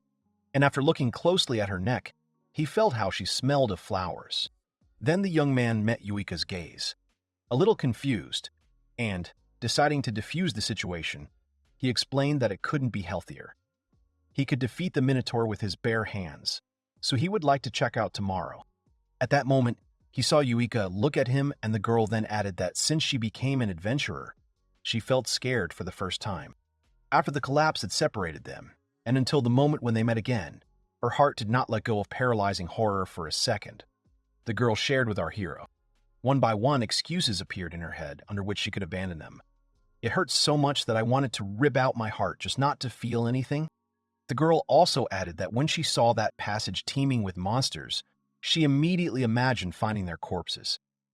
Her darling believed in her and did not doubt her for a second, and she even thought about what to do if they were not left alive. Our hero listened attentively to Yuika while she shuddered all over her body, sharing her story. The girl believed that she was the person who should have believed in him like no other and apologized to him. Our hero, seeing how she clutches her dress and shakes, realized that she was one of those who clung to her principles to the last. That's why she has such a strong spirit, pure as the night sky. Our hero, hugging her, explained that he does not recognize the love in which he blindly believes. The ability to act, despite the complete chaos in your head, to turn any situation to your advantage. This is one of its wonderful sides. As our hero added, logical conclusions are one thing. The matter of the aspiration of the heart is quite another. He believed in her, believed in Yuika, and knew that she believed in him too. So she was very good right now. He loved her like that. Hearing this, Yuka looked at our hero with tears in her eyes. Embarrassed, she leaned against him, and again calling him dear. The girl kissed our hero. Of course, the young man was very surprised by her outburst. The next moment, he wanted to call her by name. But the girl, continuing to call him dear and a little embarrassed, seemed to hint to him the conversation was not needed now, and they continued their kisses. Yuka was very insistent towards our hero. Then Ro himself, emboldened, decided to touch Yuika because she was wearing a dress that exposed her legs, so he even touched her legs. And, of course, the girl shuddered at this because it was very unusual and embarrassing. After that, they looked at each other with burning passion, breathing heavily. The young man was smiling at the girl. She only called his name. And he was thinking that things were bad because he had no idea how to take off this dress that she was wearing now. And Yuika was clearly unable to help him. He thought about how many buttons or knots were there, and he didn't see any, deciding that maybe they were hidden under the frills. At that moment, the girl touched her finger to his mouth, and she remembered that he had said that, at such moments, you can behave like a naughty kitten. She started rubbing against him, and our hero thought that he really looked like a kitten. At that moment, distorting her words, she asked to be gentle with her. Our hero, looking at her, realized that the girl was repeating herself and starting to behave like a cat. Maybe it's worth asking Tay about it sometime. At that moment, he looked at Yuika and kissed her gently and put her to bed. After that, our heroes gave themselves up to love. When morning came, the clothes were lying on the chair next to the bed, and the girl who opened her eyes came across our hero, who had long since woken up and, smiling, looked at Yukiya, wishing her a good morning. She wished him good morning too, a little embarrassed. And the next moment, when they got dressed, they left the hospital very quickly after leaving the ward. She was angry, because if pretending to be a kitten was not necessary at all, why didn't you tell her about it yesterday? He also apologized, embarrassed, explaining that the girl tried very hard and it was nice. But at that moment, the princess squeezed his hand, indicating that no more words were needed. She thought it was out of order. It was really hard for her. Our hero added that, for example, he couldn't take off her dress at all, so they weren't even. But the girl, looking at him shyly with tears in her eyes, believed that his awkwardness and Yukiya's awkwardness were not exactly the same thing at all. At that moment, she started to get angry. Our hero, seeing this, explained that her vitality was draining away, and it didn't make him any worse for anyone. And if two people share something embarrassing with each other, their relationship only gets stronger. Ro just knew how to calm the princess down, and she decided that since that was the case, now it was his turn to tell something embarrassing about himself. Of course, the princess understood that yesterday's behavior could not be interpreted any other way. A dress she didn't usually wear, perfume, and the fact that they shared a bed. In the first descent and in the second, they miraculously managed to survive. But there is no guarantee that their next trip will be the third, and everything will go smoothly. She didn't want her feelings for her darling to consist only of regrets. When they finally found them, she breathed a sigh of relief. And then, I saw what an unbroken spirit of an adventurer he was hiding to himself, and got worried. The dear one has a family for which he is ready to do anything. She has a duty to destroy the dungeon. They will not be able to make the most expensive sacrifice of love. But this is the hand that was in her hand. She decided that she would not let her go. Our hero stopped the girl and explained that there was a house of relatives around the corner who were looking after Marie. It was as if she knew that. And at that moment she saw a girl crying with a book in her hands. The princess ran to Marie to calm her down. The girl turned to her sister, and then there the princess realized that she had that picture book in her hands that she had given her, hoping that the girl would tell what happened to her. Marie began to apologize, because the book was all tattered, and tears were pouring from her eyes. The princess asked not to do this and not to apologize because Marie was not to blame.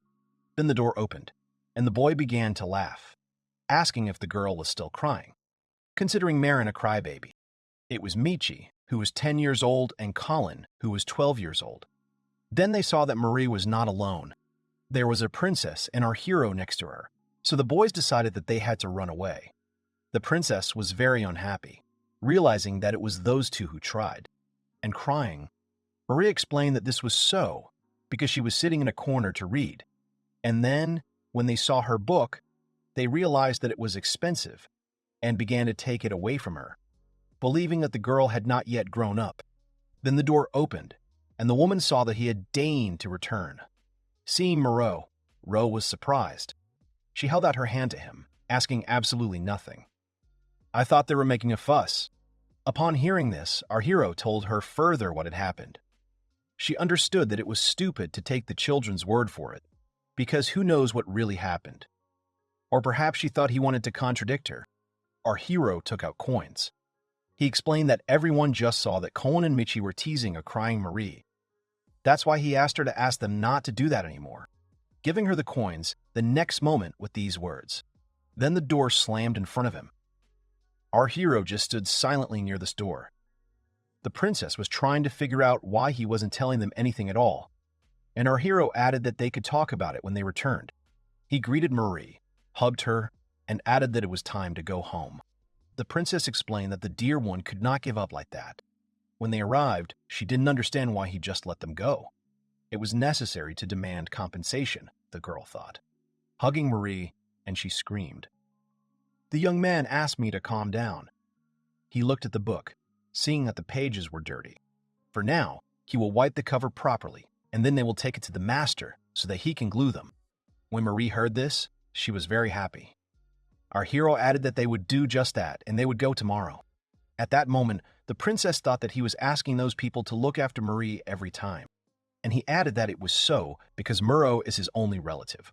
The money our hero paid would be enough for a kindergarten, which Marie would definitely be better off in, as Eureka thought. But, alas, this is not found in the city, despite the fact that it was built specifically for adventurers. Our hero added that children left without a family either starve to death or end up on the black market. Yes, they don't have the warmest relationship, but if something happens, at least Marie will be safe. She thought about it because, after all, those people weren't very good. But then she was overcome by doubts. The deeper the group descends, the more danger the Sherpa is exposed to. The lives of Darling and Marie are threatened by none other than Eureka herself. Our hero asked Yuki not to worry about it. He made the decision after properly assessing all the risks, and they paid him in such a way that they would not jinx it. Still, they were close not only as Sherpa adventurers, but at this point she wanted to add that they were in a relationship. Our hero explained that it was only his family's business. Upon hearing this, Yuki realized that she had been pushed, or rather shown where her place was, so that she would not take on responsibility. At this point, our hero explained that, to be honest, he planned to move to a big city so that Marie could go to school, so he gradually saved money. The young man was stroking Marie at that moment, sitting on a chair, and added that if you add the reward that the guys would give him for the next issue, you would get just the right amount, and Marie can finally live without worries. The princess added that if the problem was money, then she could give it to him right now. But at that moment, she looked at our smiling hero. The girl realized that they were undoubtedly dating, but this did not give one the right to rely on the other in everything. He did not need alms. He would not accept it. That's what his quiet smile told him. Now the girl understood everything. It's up to you to decide what to do. Most likely, he follows this motto, taking responsibility for Marie, and then they will start a new life. The girl realized that she was not in this future, which she wanted so much. Yes, last night they were burning with burning feelings, and they definitely love each other. And yet it was only his family's business, so he doesn't consider her to be someone close, someone who can be trusted with family problems. And she loved him so much, but she was still an outsider. The girl realized that she would not let him just run away. She believed he was motivated by the best of intentions. But turning to the dear one, she said that his words offended her to the depths of her soul. At that moment, she began to take off her gloves. The girl decided that her darling could marry her. She showed our hero her bare hands.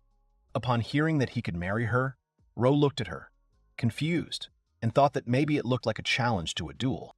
And the girl thought that this way her darling's problems would not be his, but their common ones.